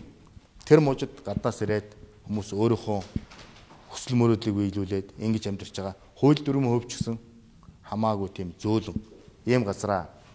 За ингээд компьютерийн тэр салбар бол зөвхөн тэр Silicon Valley гэдэг ганцхан тэндээ байд юм бишээ. Бостон гэдэг одоо түрүүний ярьжсэн MIT-гийн хажууд. Тэнд болохоор New Hampshire High-Tech Area гэж үгүй. New Hampshire дагаад. Seattle гэдэг хот байна. Seattle-ийн хавцаа болохоор юу байдаг гэхээр бол юу байдаг? Microsoft Deck гэх том системүүд байдаг учраас Microsoft-ыг тайраад бас тэр компьютерийн үлгэн нутаг байдаг. Тэгээд Америкт 3 нь, дөрөвдөг нь Энтхийн Бангалорт байдаг. Яагаад Энтхийд байдгийг гэхээр Энтхүүдийг юу хийдэг гэхээр бол манайхан бол Энтхүүдийг асар одоо компьютер хөгжсөн софтвер хийдэг тийм мундаг ус гэж боддог байж магадгүй. Үнэн хэрэгдээ тийм биш. Америкчууд өөрсдийнхөө давтамжтай хийхэд хэцүү зүгээр гар хурууныхаа ажлыг олон давтамжтай ажлыг олон хүнтэй газар хийлгэхийн тулд нэг газар гэрээ хийгээд хийцэн. Тэр нь энтхийг одоо тест хийдэг юм уу ямар нэг юм хамгийн л тэр гол тэр core development гэдэг үндсэн одоо технологийн нууцыг тэдэнд өгөхгүй шүү дээ. Илүү юмудаа хийлгдэг. Тэр хийгээд байгаа тийш нь гаргаад байгааг нь болохоор аутсорсинг гэж байгаа маа. Гадаадад ажиллах хүчээ одоо гарах юу гэдэг болохоор гаднаас авахыг болохоор аутсорсинг гэж. Тэгээ аутсорсинг хийдэг 3-4 том компани байдаг энтэхэд. Тэргээр дамжуулаад Америкийн компаниудын хийхийг хүсэхгүй хүн хүч шаардсан тийм энгийн давтамжтай ажлуудыг бид нар авч хийж байгаа хямдхан үнээр тэрийг зөвхөн яагаад энтхийг авсан бэ гэд асуудал гарч ирж шít. Бус дорн яагаад хятад авч чадаагүй юм бэ? Европ авч чадаагүй юм бэ? Африк авч чадаагүй юм гэж асуудал байна. Тэгэхэд бол энтхүүд боловсролын төвшин өндөр байсан. Бусдаас яагаад өндөр байсан гэхээр бол Английн колони байсан. Англи хэлтэй байсан. Америк гэдэг ертөнц нээгдэхэд 200 жилийн өмнө 300 жилийн өмнө энтхүүд орж ирсэн. Энтхүүд орж ирээд Америкт юу хийдэг байсан гэхээр хуульч, багш, эмч, үндсэн мэрэгчлүүдийг хийдэг байсан байхгүй. Тийм учраас хэдэн үе 300 жил 200 жил дамжсан энтхүүдийн тэр үе тогтцсон байсан учраас тэр үе Америкийн нийгэмд нөлөөлөх нөлөө нь өндөр. одоо манайх лобби гэдэг юм. Америкийн төрд лобби хийж чадсан. Тэгээд энтхтэй тэр юу оруулсан. Америкт 200-300 монгол хүн ажиллаж лобби хийж чадахгүй. Энтх хүн хэд байна? Сая хүн байна. 2 сая хүн байна. Тэгээд 200 жил тэнд амьдэрсэн байна, тийм ээ. Асуудал бол шал өөр. Яг бодит байдлыг ойлгоод юу байдгийг мэдхийн тулд тийм байна. Тэгээд бол тэдний лоббигоор Америкууд илүү ажлыг авч хийдэг. Ганцхан компьютерийн програм хийдэггүй шүү дээ. Тэд нар чинь call center гэдэг уцаар ярьдаг, үйлчлэгээ хүлээж авдаг. Одоо human resource гэдэг одоо хүний нөөц. Одоо компаниуд чинь нэг компани гэдэг заавал хүний нөөцийн байгууллага байх хэрэггүй. За нэг санхүү гэдэг заавал нэг санхүү байх хэрэггүй. Жижиг компаниуд бол дундаа нэг санхүүтэй. Тэр санхүүгийн офсыг болохоор юунд нүүлгэж чинь. Цалин баг. Нэг хүн Америкт ажиллах мөнгөөр 20 хүн энтэгт ажиллуулчихна. Компаниуд бол ерөөсөө аль болохоор бага мөнгө төлөөд аль болохоор их хил ашиг олж явал болно шүү дээ. Тийм зарчмаар явагдав. Америк нийгэм. Тэр нийгэм дотор одоо компьютерийн юуг бол хуулийн хувьд одоо манайд бол хэрэглэгчний их учраас одоо хятад эдэр шиг бол юугаар копи хийх одоо юу ярьж штэ. Одоо хулгайлах софтвер пираси юу хулгай пираси софтвер одоо Фарисе гэдэг чинь тэр нь бол одоо байхгүй. Айгүй хатуу хүн болгоныг IP-гээр нь хянчихна. Хуулийн байгууллагатай Америкт хууль гараа бол заавал хэрэгждэг. Хүмүүс бол хуулийн гадуур явах ямар ч тийм болцоо нөхцөл байхгүй. Ийм ор. Тэгээ монголчууд байна бол дандаа хуулийн гадуур явж байгаад Америк дээрээ сурна. Дандаа хүнийг аргалах гэж бодно. Ингээд энд аргалаа сурцсан юм чинь. Хүний өмнөр ороод ингээд би ингэж нөө би нөөчрт байсан ингээд нэг удаа аргалж хоёр удаа аргалж байна. Хүний тэр сэтгэлд нь болохоор тэр яг сэтгэл зүрхэнд хүн аргалдаг тэр ясмаханд нь одоо суучж байгаа байхгүй тийм зан. Тэгээ тэрийг Америкт очиод хэрэгжүүлж чадахгүй шин.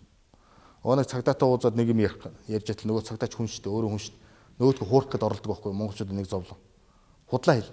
Худлаа хэлгүй энэ намайг тэнэг гэж бодож байгаа нөгөө цагдаач нь зүгээр нэг торгоод өнгөрөөчих юм бол хамгийн дээд $200 торох юм бол $5,000 торгодог ч юм уу те. Одоо нэгэн бүс шоронд хийдэг ч юм уу. Яг тэгэхээр би шүүх хурлуудаар монголчуудад зөндөө очижсэн. Дандаа сайхан залуучууд худлаа хэлсэн, баригдсан. Юу гэж хэлсэн цагдаа хэлж байгаа байхгүй. Би чинь хүн штэ. Намайг хуурна гэдэг чинь намайг тэнэг гэж үзэж байгаа, хүн биш гэж үзэж байгаа учраас би бол хуулинд байгаа эрх мэдлэг хамгийн дээдлэр л хийн штэ. Цагдаа тэгж хэлж байгаа байхгүй. Энээс бол монголчууд амар их алддаг. Би бол одоо гайхаж байна. Манай чинь одоо 4-5 мянган залуучууд байгаа байхгүй манай Сан Франциско дандаа голдуу залуучууд ирж байна. Айгүй сайхан залуучууд ирж байна. Америкт монгол хүүхдүүд төгсөж байна. Бас л адилхан сайхан залуучууд. Монголоос ирж байгаа Америкт төгсөж байгаа хүүхдүүд ингээд ялгаа байна. Залуучууд би янз бүрийн юмдаар оролцсон. Манайд нэг юм ялгаа байна. Айгүй их арх уудаг. Октод голдуу ирдэг. Тэгээ богтууч гэсэн арх уудаг. Айгүй сонио. Арх уух чинь бол тийм юу шүү дээ. Баар саваар явах чинь бол Америкт бол зүгээр тэр салбартны хүмүүс тэгж явна гэхээс энгийн хүмүүс бол бааранд орно гэсэн ойлголт байхгүй шүү дээ, тийм ээ. Арх хүн гэсэн ойлголт байхгүй шүү дээ. Тэр чинь нийгэм бол айгүй тийм эмх замбараа орцсон. Цагаарстан хүмүүс хүүхдээ яаж сургад ингэ тэгэхээр би ганцхан жишээ хэлье л да. Цагаарстан хүн бол хүүхдээ rap music rap хөгжим сонсдог. Rap хөгжим сонсохоор rap хэлний юуны дууны 4 үгний нэг нь хараал байна. Хоёр нь хараал байна баг. Тэгээд тэр харууд эрх чөлөөгөө илэрхийлж яана гэдэг ингээд сурцсан. Хараагаа сургацсан. Америкийн нийгэм нөгөө нэг хүний эрхийг хүндэтдэг нийгэм учраас тэр нь үлдсэн. Сонсоход аялал нь гоё болохоос ш яг тэргээ сурахаар хүн чинь тэгээд тэр рап хөгжмөө сонсоод ахаар хэл яриан тархин хүлээн авалт нь өөрийнх нь ритмтэй рап болчт юм байна. Тэгээд ингийн хүн дээр очиод ярахаараа хараалаа хэрэглэхгүй ярахаараа ярьсан гэсэн хэл нэг рапынхаа нөгөө нэг хөгөөр ярьдаг. Одоо ярианы хөгн тийм болчт. Тийм учраас тэрийг сургуульд авах гот энэ доод классын хогийн гар байна гэх те сургуульд авахгүй ажилд авахгүй. Тийм учраас тэрийг хүүхдэд хамгаалахын тулд хүүхдийнхээ ямар хөгжим сонсч байгааг цагаарч хүмүүс шалгадаг байхгүй. Манай монголчууд бол мэдхгүй. Манай хүүхд харт хамагдахгүй гэртээ байна. Айгүй сайхан хүүхд байна. Өстөө нэр хөгжим сонсоод манай хүүхд ийм сайн шүү гэд. Сонсож байгаа юм амар юм. Үг нь ойлгодог бол тэр нэр хэлийг мэдхгүй. Одоо ийм victim гэж одоо хохирогч болж байгаа тохиолдол ус байна. Тэгээ залуу хүмүүс цаашаа хүний амьдрал чинь хурдч юу хүн залуудаа юм сурахгүй бол цаашаа сурах нь айгүй хаагдмал байд юм байна. Одоо хүний ингээд нас их тусмаа. Хүн юм сурахаар бол заавал нэг дор сурчдаг юм байна. Ганц та нар ойлгох юм бол хүн юмыг сурахтаа өнөөдөр нэг 5 үг, өнөөдөр нь 3 үг. 10 жилийн дараа тэр чинь асар том мэдлэг болдог. Тэр тогтмол сурж байгаа мийг л тогтмол сурах хэрэгтэй. За ингээд найз нөхдөд явж байгаа, ингэж явж байгаа. За нэг шалгалт төхөөр за нэг 2 ном уншаа сурчин те. Байхгүй. Өдөр болгон юм сурах хэрэгтэй. Хүн бол өдөөгөөс Америк хүч өөхөн хөхлийн юм сурна.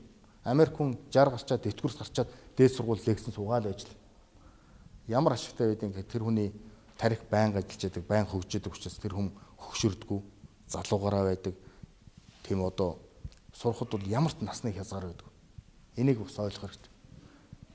Бүгдээр нь хүн болгон тэмүүлэл байгаа шүү дээ. Хүн болгон зориг байгаа шүү дээ. Зорилгоо тавихтаа та нар доор тавьчихлаа. Дандаа дээд зэргийн зорилго тавих юм бол хөрөхгүй ч гэсэн тэрнийхэн доохонд толдчихдог. Би нэг одоо за ямар ч байсан жип хүн чинь гэж зарлага тавих юм бол жип хүнхаа зорилго тавьчихар чинь нөгөө жипнийхээ үнийг буцаар яваад нөгөө мөнгө хийж чадахгүй явсаар байгаа тэгэл дуусчих. Тэгэхгүй хүн бол за би тим ажил хийнэ. Ийм инженер болоо эдий одоо амжилттай явна гэдэг юм бол мөнгө ногоом чи нэг жип байна 100 жип байна аав шүү дээ. Тэр хүний зорилго. Тэр хүний боловсрал гэдэг чинь тийм шүү дээ. Хүний өмс зүссэн юм бол ингээд нэг илэгдээд ургадаад байх болчихно. Хүний мэдлэг бол хүний сэтгэл зүрхэн тэгээд дотроо байж байна. Ямар ч юм чаддаг бүх салбартаа хүн сурах хэрэгтэй гэж би ойлгосон байхгүй. Би анх компьютер сураад компьютераар ажиллаад олон жил штэ. 83 оноос хойш 2013 он гэдэг чинь би 30 жилийн програм гэдэг нэг үзэж байгаа хүн байхгүй. Тэгэхээр чинь айгүй залхуутай. Яг үннийг хэлэхэд нэг юмдаа ингээд тогтоод ажиллаад хүнд ямар нэгэн дагвар ертөнц өөр юм сонирх, өөр юм сурах тийм орон зай байдаг. Тэр орон зайг хүн болгон өөрөө зөв ашиглаж чадвал айгүй сайн. Миний хувьд болохоор түүх соёл сонирхдаг байсан учраас би археолог түүх давхар сурсан байхгүй. Америкт бол ингээд 2 хос мэргэжил гэж ярина л да. Double major гэдэг. Хүн болгон хос мэргэжилтэй сонирхдаг айгүй сонио. Тэгээ би яг манай хүүхдүүд сураад явсан л да. Би хүүхдүүдийн тухай яриа. Манай том хүү бол Америкт сураад 10 жил төгсөөд яг Америкуудын системээр явна шүү дээ. Тэр нь үлээсээ ялгах юм байхгүй. Гаднах тийм сайн муу одоо тэр юу байхгүй гэд сургуулиудад өгөө тэгээд өөрийнхөө оногцын югаар Калифорни их сургууль гэж байдаг. University of California гэдэг 11 дээд сургуультай. Berkeley, Los Angeles, San Diego, Davis гэдэг хотоор өөр. Тэгээд Irvine юу гэдэг 11 хотод байж байгаа. Тэгээд манай хүн болохоор бол ийм зорилго тавьсан л да хөө. Би одоо баг багт нь тархины мэслэлийг үзүүлдэг байсан байхгүй юу? Японд. Яаж тархины мэслэл хийж байгаа ингээд шилэн цонхтой гадна талаас нь ингээд хардаг. Би хэдэн настай хөвгт 3, 5 настай юм уу 6 настай хөвгт дагуулж чад хүний тархин юм байдгийг ингэж мэслэлээд ингээд гаднаас нь харуулдаг. Тэр нөхөр бол аягүй тийм юу тавьсан байхгүй. Би ер нь нейросуржен гэдэг тархины мэслэл засалж болно. Яг ингэж юм хийдэг болно гэд тавьсан байхгүй. Би хөвгтөө тэгэл дандаа тархины мэслэлийн сонирхолтой юм болохоор ном авч өгөөл ингээл яваад байдаг гэсэн.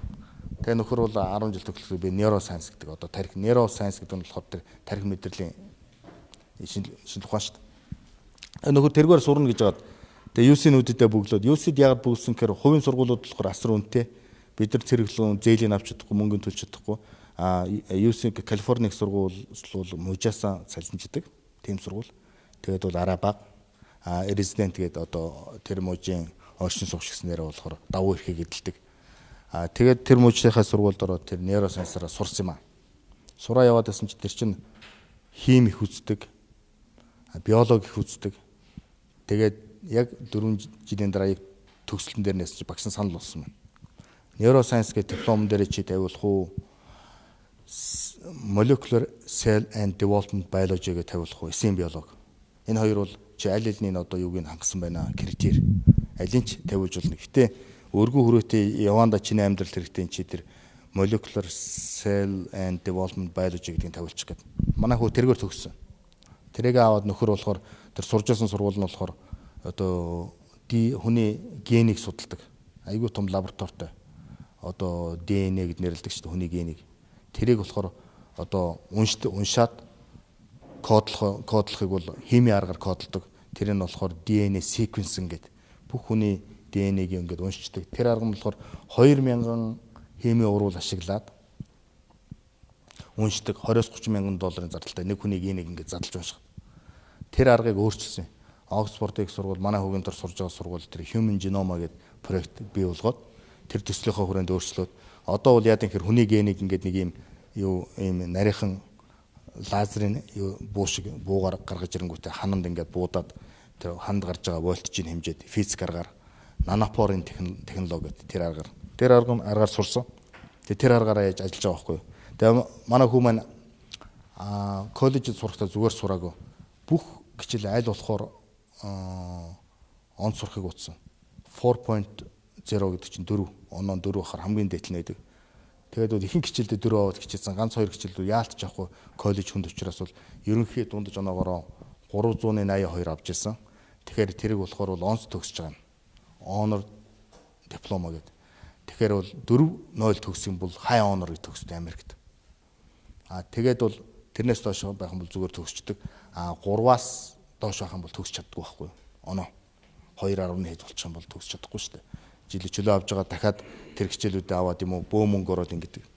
Тэгээд манай хүү ихэнх хичээлдээ 4 авсан байна. Би бол мөнгөний төлдөг байсан.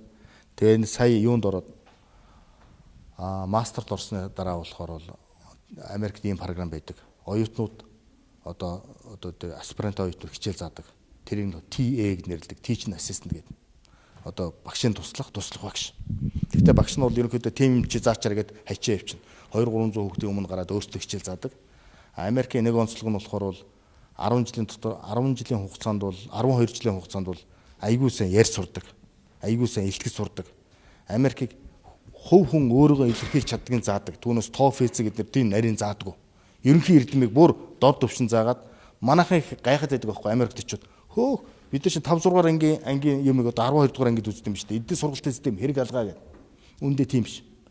Хүнийг ямар гэдгийг шигшиж аваад за энэ хүн юм сурах юм байна гэдэг юм бол яг коллежид н ороо заадаг. Коллежийн эхний 2 жилд шинжлэх ухаан заагаад сурч чадахгүй бол ёо. Сурч чадах юм бол мэргэжлээ үз. Маш амархан шигшчдэг байхгүй юу? Америк. Тэгээ нөхөр онц сурж байсан учраас коллежид давуу хэрэгтэй. Багшлах эрхийг бол дандаа PhD-г доктор оюутнуудад өгдөг. Мастер оюутнуудад болохоор нөхцөлтэй. Хэрвээ чи тэр заах гэж байгаа хичээлээ 4 гэсэн одоо онц сурсан бол зааж болно гэдэг. Тэгээ манай хүү эхний улирал юу заасан гэхээр компьютер сайенс заасан. 2 дугаар семестрт statistics заасан. Статистик бол айгүй хүнд. Заахт бол бүр хүнд тий. Тэгээ одоо бол програм зааж байгаа.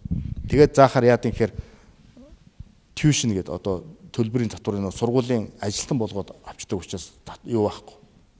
Хаачдаг, дээр нь цалиу өгдөг. Хичээл заасны цагаараа.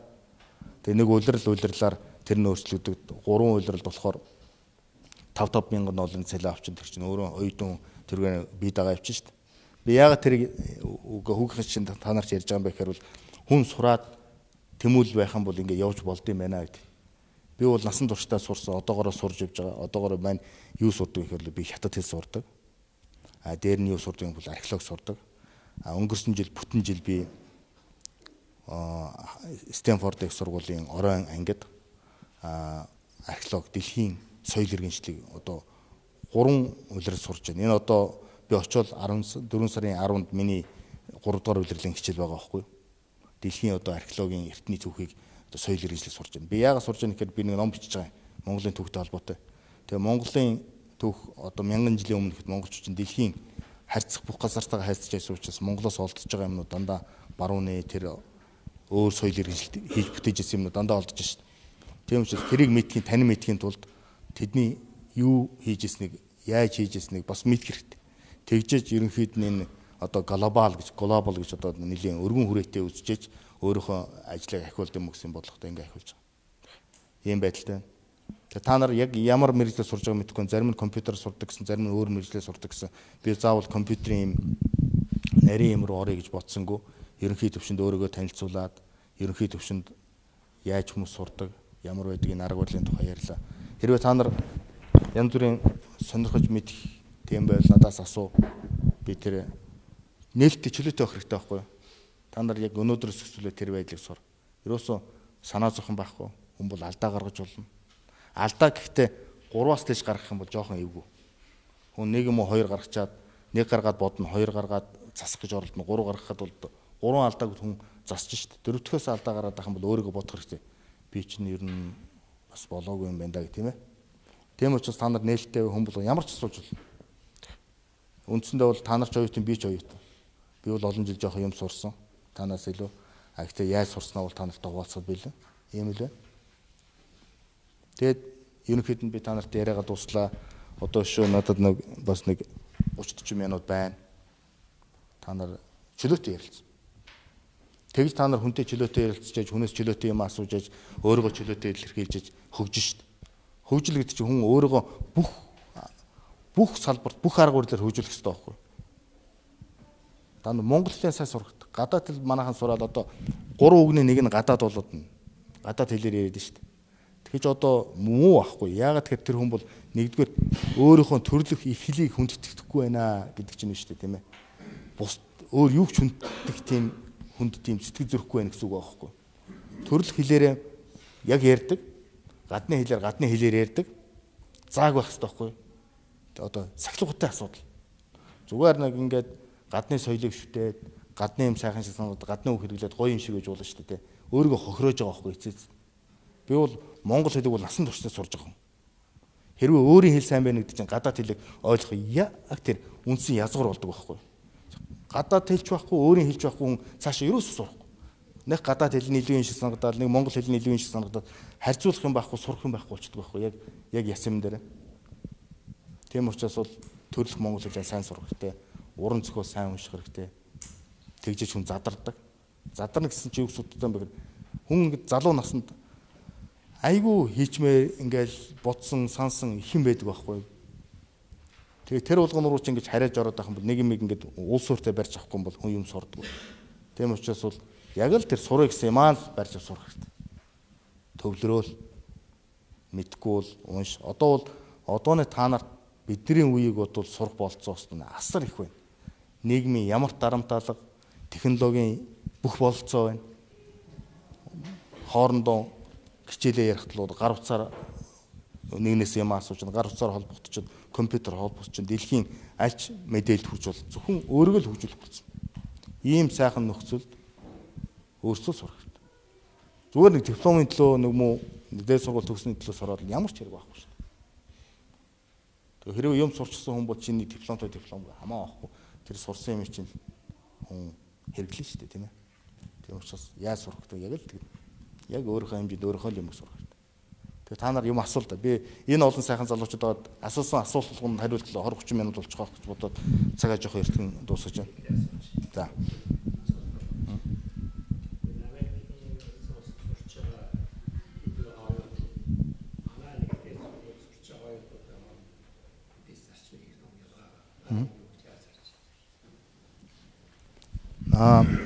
Би бол яг Монголд оюутнууд ямар зарчмаар яаж сурдгийг бол мэдэхгүй.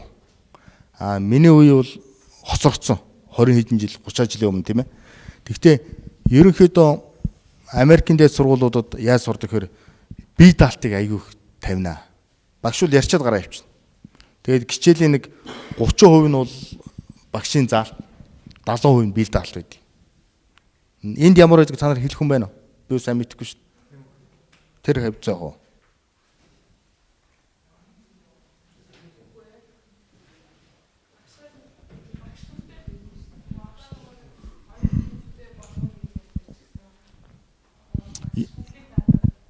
Японд бол ийм.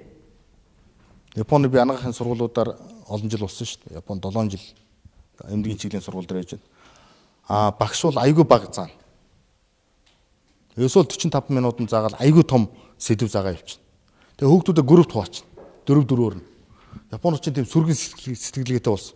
Ганцаараа тэр их материалыг уншиж чадахгүй, тэр их материалыг чэйжлж чадахгүй учраас 4 хүүхд хувааж аваад сууж агаад уншичаад хоорондоо ярьж өгөөд шалгалтандаа яхад тэр 4 хойзээ бол нэг байхгүй. Ийм маягаар явдаг. Япон бол тийм биш юм блэ. Америк бол бүр тасраа явчихдаг. Хов хүний яг хов хүн өөрөө л сурдаг. Яг сураал ингээл ерөөсөө тэр Япон шиг тийм группээр ажиллан тэр юу бол байхгүй. Яг хов хүмүүс. Тэгтээ хов хүмүүс сурж байгаа юм нь болохоор Японы Америкчлоор амьдралын үнц нь өндөр. Сурж байгаа өртөг өндөр учраас шүү дээ. Ерөөсөө нэг цаг хичээл сурахад $20 төлнө гэж ойлгочих нэг хүн. $20. 2 цаг бол $40 тий. $20 олох бол асар амархан биш байхгүй юу? Чи зүгээр зогсоо зайгүй пизаны гурил хэлдээд биш үү тийм ээ. $7 болж байгаа цагт. $20 гэхад 3 юм уу 4 цаг хөсөө гожуулж олно шүү дээ тийм. А тэр юугаар бол ганцхан цаг хичээл сонсно. Тийм учраас хүний ярьж байгааг сонсох, хүлээн авах, өөр юм болох. Тэр чинь би мөнгө төлсөн юм чинь гэ те. Айгүй тэмүүлтэй тэг сурж байгаа байхгүй. Одоо та нар бол яаж мэдхгүй аав ээж мөнгө төлчт юм уу? Нэг хэдэн төлчт гэсэн мэдхгүй гэж явж байгаа юм уу? Яг тэгээ өөрийнхөө зовлонгоор мөнгө төлж байгаа юм уу? Би мэдхгүй шүү дээ. Байдал ямар байдгийг мэдхгүй. Эцээц бол яг тийм байдаг. Тийм учраас Америкт бол бүх юмыг яг мөнгөөр хэмжиж яаж байгаа учраас тэр хүнээс авах юмаа сурах юмаа яг сурах гэж боддог байхгүй. Өөр юу вэ? Та нарт би сайхан боломж олгож шүү дээ. Сайхан ярих боломж олгож байна. Асууж мэдхгүй юм мэдэх боломж олгож байна. Би бол байнга энэ дээрээ дэд юм биш. Би яагаад өнөөдөр би бол маш олон найзтай, маш олон нөхдөдтэй юм хүн. А гэтэл бол Монгол 14 хоног хугацаар ирж байгаа. Гэтэл бол би яагаад 4 5 дахь одоо оюутнууд хүмүүст хичээл хийж байгаа гэхээр би дүүгээ алдчихсан байхгүй юу? Айгуу сайхан. Тэгээд залуучуудад одоо ингээд тусуулъя гэж бодсон байхгүй.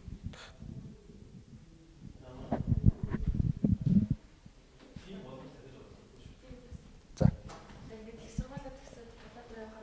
За.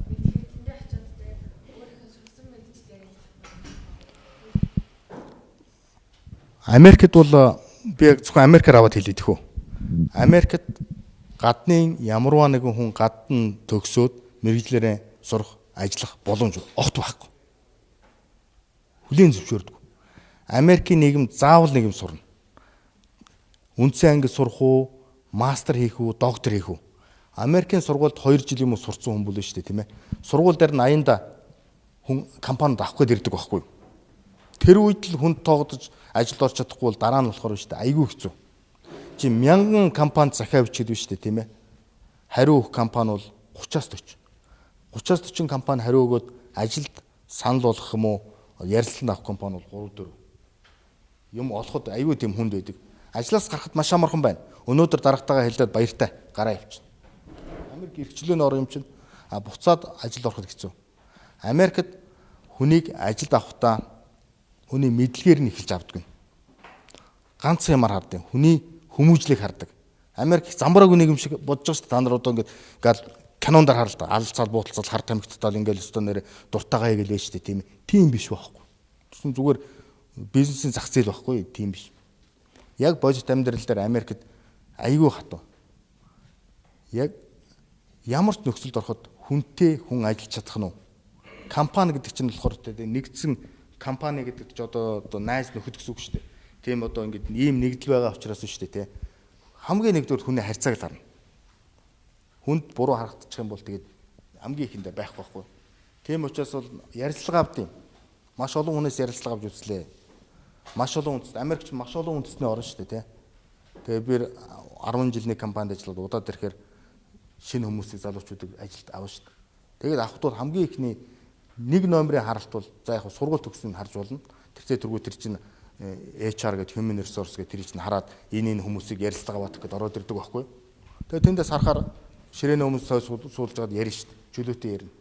Тэр үнтэй яриа л юм. Маш удаа ярина. 1 цаг, 2 цаг, 3 цаг. Тэгжээ тэр хүний хэн болохыг хамгийн гол олж авах гэж байгаа. Би бол хэлээ л да яах вэ? Би Оросд төгссөн. Орос хэлтэй. Энийг манай компани мэддэг.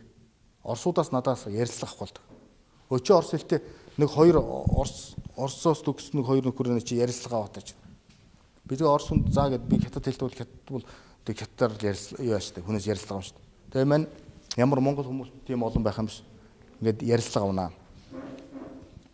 Орос хүмүүс чинь бол монголчуудад айгүй тийм түүхээсээ байд юм уу? Манай бидний арчаагүй гэсэн байд юм уу?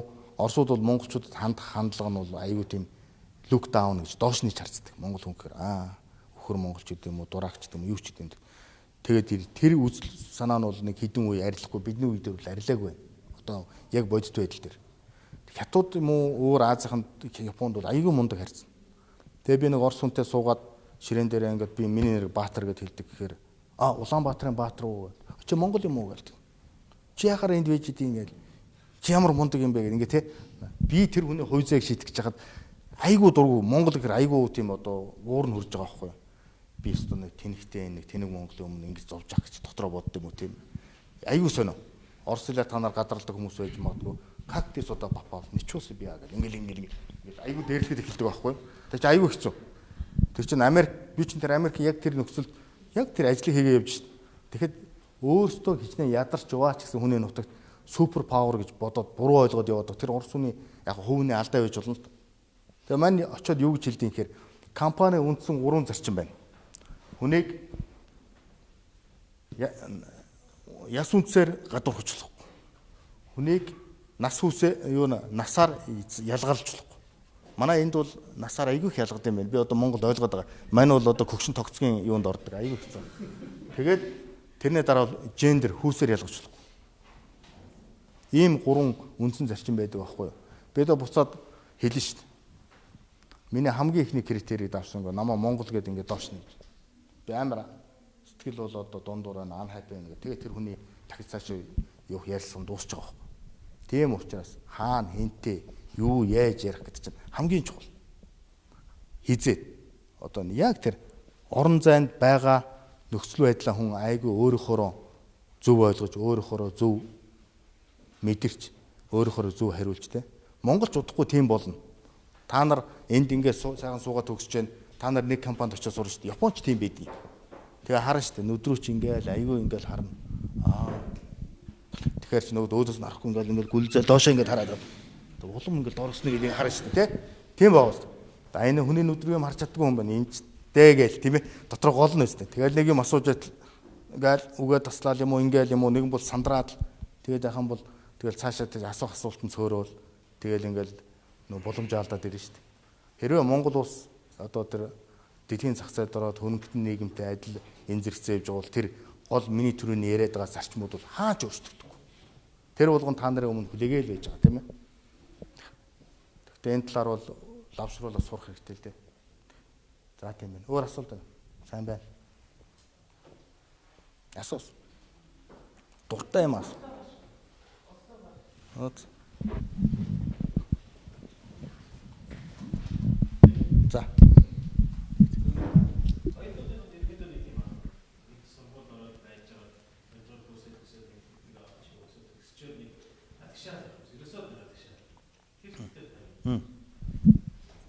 Та нар гадагшаа явж болно.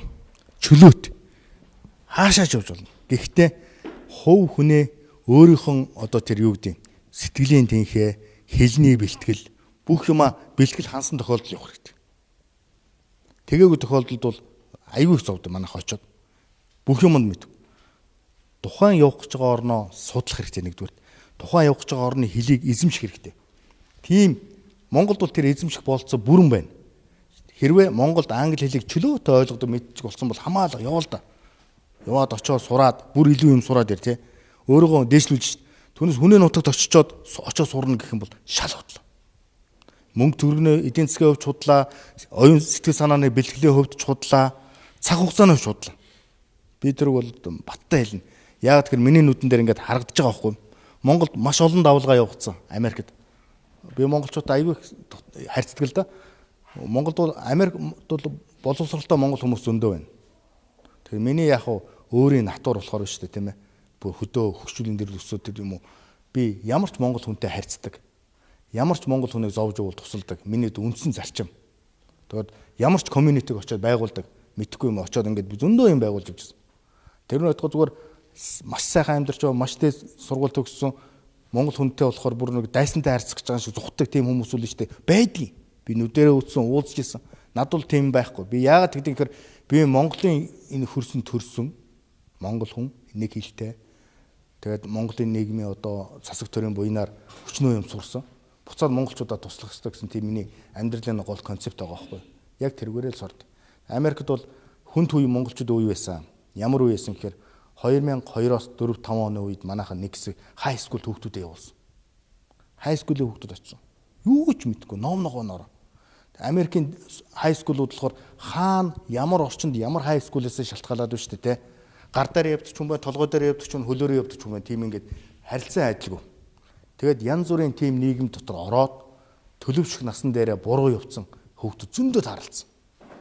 Тэр хүүхдүүд яасан гэхээр бол эцэг их нь ингээд байшингаа ламбард нь тавиад юм уу, зараад юм уу, өр хүүхдээ ингээд юм сурна гэд тэр Америкт явуулсан биш.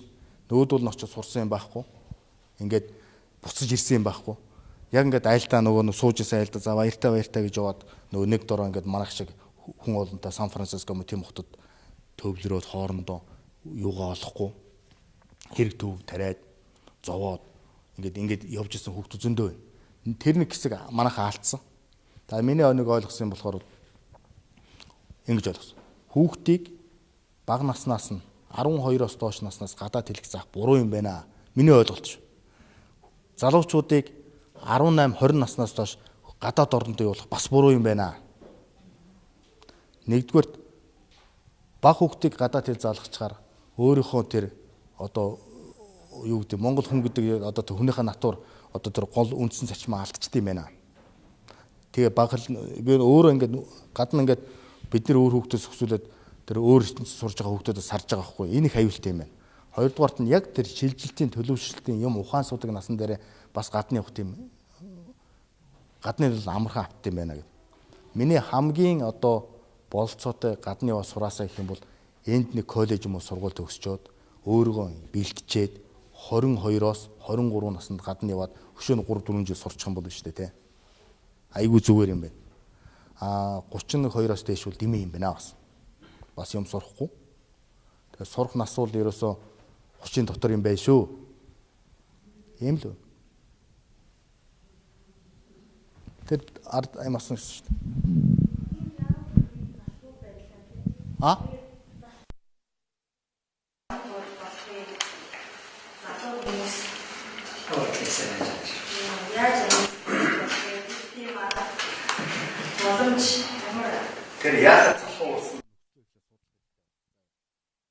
Би баг байхад бол залхуурдаг байсан. Яагаад тэгэхээр ингээд адуу мал юм шүү дээ. Өглөө 6 хагас гээл харанхуй болохоор хөөе гээл өшгөлөөл ав тас гээл. Яа гээл унтчих. Яасан мэг чи босооч дээр адуунд яв гээл. Мөрч өдөртөө тэнд байна гээл. За гээл догонцох ингээд яваад өгдөг байхгүй. Тэгээд багасаа ингээд дандаа нөө зодор нүдэрээ сурчсан. Манай үеийнхэн бол их өөр. Тэгэл хүн янгууд ингээд далтчаал дандаа тийм болсон. Тэгээ тийм үе яасан учраас бол залхуур нь юусоо байхгүй. Тэгээд ингээд олуулаа авсан тийм үе байсан шүү дээ. Одооны хүүхдүүд бол зүгээр яасан ингээд чигтэйхээ эцэг ихэнд ингээд өргөөд чигтэйхэн тэгээ залхуу айгуу чи хоол ам руу хийгээд тэгэхэд ингээд залхуураад ээж магадгүй л дээ. Би тэгж яах гэж бодохгүй л дээ. Гэхдээ тийм тохиолдол байж магадгүй. Залхуурна гэдэг асуудал ерөөсөө залуу хүнд бол байх ёсгүй гэж үзэж байна. Цагаан зөв хуваарлах хэрэгтэй. Ядарч болох. Эрт унтах хэрэгтэй, эрт босох хэрэгтэй. Хоолоо зөв зохицуулах хэрэгтэй. Манай залуучууд нэг онцлог нь болохоор зааста 5 минут дотор за нэг 8 хүртэл нам унтаад тэгэл унтчих. 8-аараа болчих. За усуучаад алгуулчих. Айгүй мó. Очоод гисэн хожигноол ингээд хоол бодогдоод юуны хүний нөгөө юу төвлөрөхгүй. Оюун ухааныг сурах юмнаа төвлөрөхгүй. Тэр үл ядарч байгаа баланс алдчихж байгаа шинж байхгүй.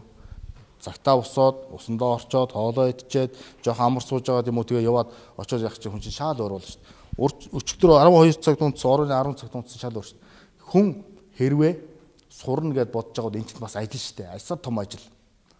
Асар том хариуцлага. Хүний бас асар том итгэл. Эцэг их нь мөнгө өгч байгаа. Тэр мөнгө чинь зүгээр олдохгүй шүү дээ. Айгүй хэцүү. Тэр тусмаа Монголд юмны үн Америкаас өндөр байна.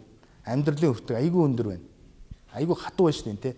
Энэ нөхцөлд тэр мөнгийг зөв ашиглахын тулд тэ өөрийнхөө цагийг зөв зохицуулаад сорхондоо зөв сураарай л. Залхуурах гэдэг асуудал тэр зүгээр баг өөрийнхөө тэр юунд өгсөн санд орно байлгахааргүй тийм асуудал байна. Залхуур тэр үлээс ямар ч асуудал. Хүн ба яг зовж зүдэрсэн юм уу янз бүрийн тийм юу туулсан хүн бол өөрөөр харддаг л да.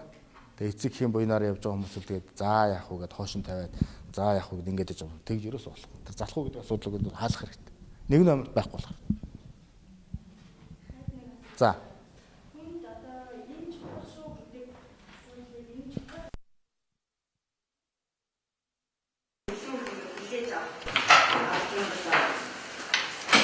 То ямар юм чухал гэж ярьж байна. Ер нь бол ямар ч зүйл байж болно. Одоо жишээ нь нэг хоёр энэ хичээл чухал шүү гэх юм уу, энэ хэсэг чухал шүү гэх юм уу, эсвэл энэ юм бодож авах чухал шүү гэх юм те.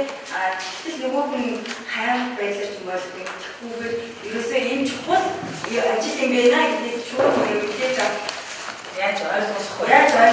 Тэр ямар тийм харилцааны би бол ямар асуудал чухал гэж ойлгохгүй ойлгох тэр хүн бол ерөөсө бүтэхгүй юм байна гэж бодно. Тэрийг чухал гэдгээ тэр хүн өөрөө мэдэх хэрэгтэй байхгүй юу? Хэлүүлэх ёсгүй. Сурах нь чухал юм байна, ийм чухал юм байна гэх тийм ээ. За энэ чухал шүү, алиу ингээд тэр чинь нэг Америкаар spoon feed гэдэг аманд нь юм халбагдж өгж байгаа байхгүй юу?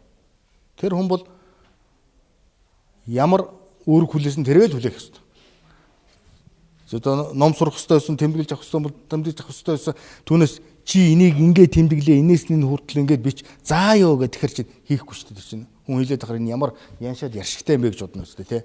Тийм учраас бол тэр хүн бол тэр хувийн л асуудал тэр хүний. Би тэгэж одоо ямар нэг юм хэлэхдээ тэгж хүнийг бүр одоо тэгж гуйж аргадаж тэгж сурах бол буруу гэж бодож байна. Ухамсараараа бол тэгтээ тэр хариуцлага сурах тэр юм ол зөв ойлгосон байх хэрэгтэй. Хүн бол олон хариуцлага байх шүү дээ. Эцэг эхийн тэр зарсан тэр мөнгийг яаж зарцуулж байгаа нэг бодох хэрэгтэй. Сураад тэрийг тэгээ дараа нь сурсныхаа дараад нийгэмд ямар нэг үүрэг гүйцэтгээд өнө бүх юм юутай байхгүй. Нүдэнд харагдахгүй, гарт баригдахгүй мөртлөө цаг хугацааны хэмжүүртэй л байхгүй санаа. Тэрийг сайн ойлгох хэрэгтэй.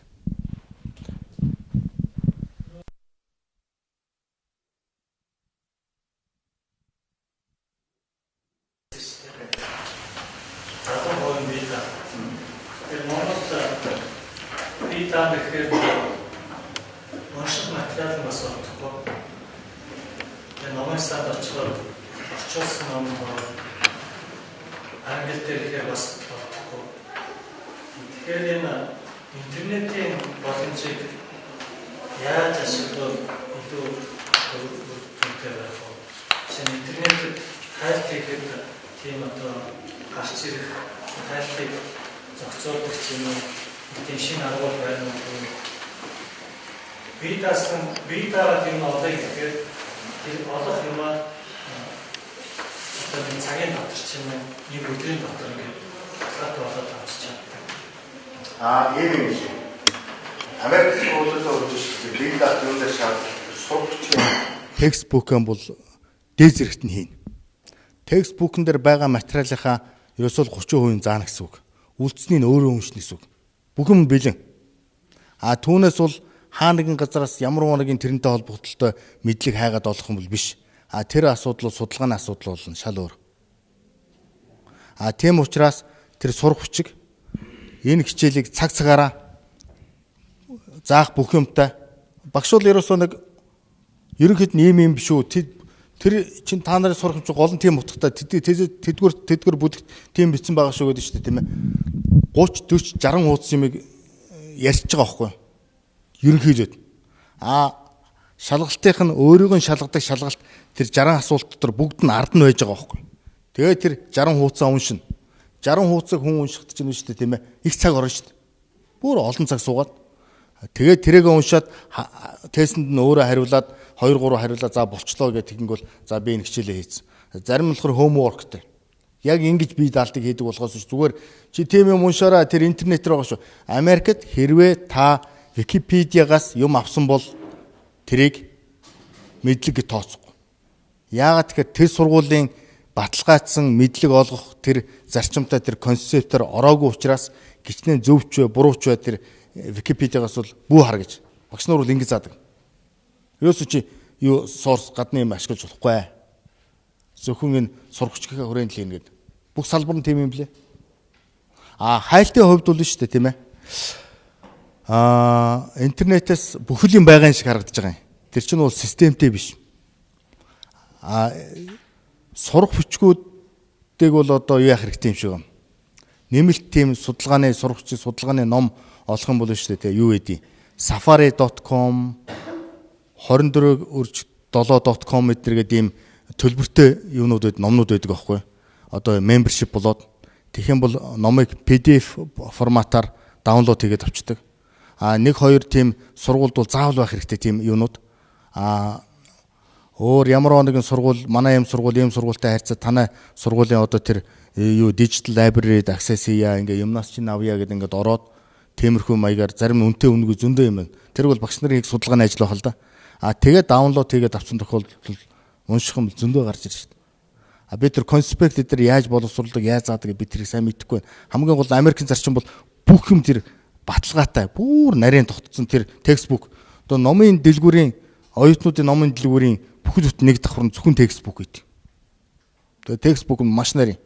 Улирлаараа сараараа тэр чинээс юу сабжигтаараа шал өөр.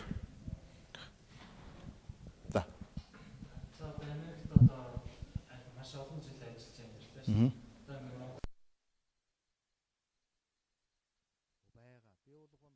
Манай сонгуул зорилго чинь за яхаа яваад амьдраад ингээд яхад бол гадны хүмүүс янз бүр байд юм байна л да. Одоо тэр дасан зохиц чадвараараа хятад хүн бол хизээч хятадаа очиж амьдрна гэж бодохгүй. Шууд Америк нэр никнейм аваад Южин, Юнис одоо Марк ч юм уу болоод тэгэл ингээл хятад нэрээ тавиал ингээл яваал ингээл тэнд одоо зорилго нь болгоор ясаа тавина одоо дараагийнхаа үеийг гаргана гэдэг ийм өөр зорилготой орж иж байгаа. Монголчууд бид нар юугаач мэдэхгүй Америкт ороод ичиж байгаа. Тэгдээ миний хувьд бидний үед одоо Монголд өсөө төрөөд эсвэл хүн болохоор тийм гадны юмд амархан зохицохгүй. Би Японд далайн хоолтой газар байсан, Америкт Америк хоолтой газар байна. Нөгөө цайгаа чанж уун, нөгөө л хоньныхоо махыг идэн, ерөөсөө л тэгэл нийлнэ. Айгуул бол хаяа 100 грамаа татчихна. Ерөөсөө тэгээд яг ямар авах үед өстөрсөн тэрийг л хүн алддаггүй юм байна л да. А тэр нөх эрэгтэй эмэгтэй хүмүүсийн чадвар байд юм байна. Эмэгтэй хүмүүс айгуу дасан зохицох чадвар нь айгуу амархан учраас гадныхантаа суугаад ингээд шал өөр хүн болоо явчихд юм байна. А эрэгтэй хүн болохоор тэр юм байхгүй. Нөгөө л үүлдэг юм өгүүлээд идэм л. Тэгээ миний Америкт гол шалтгаан бол 2 хүүхдтэй сургуульд дээд сургууль төгсчөөд амьдралын цагт нөрөж ер нь харихсан гэж бодож байсан. Би бол одоогоос нэг 5-аас 6 жилийн дараа буцаж ирнэ гэсэн бодолтой байсан. Одоо манай нэг дүү нас ураад нөгөө дүү ингээд ганцаардаад ээж маань ингээд байдаг. Одоо амьдралын яг хэрэгцээг шалтгаалаад арай ирэх хугацаа наашилж ах шиг байна тий. Яг энэ бол бодит амьдрал хүний.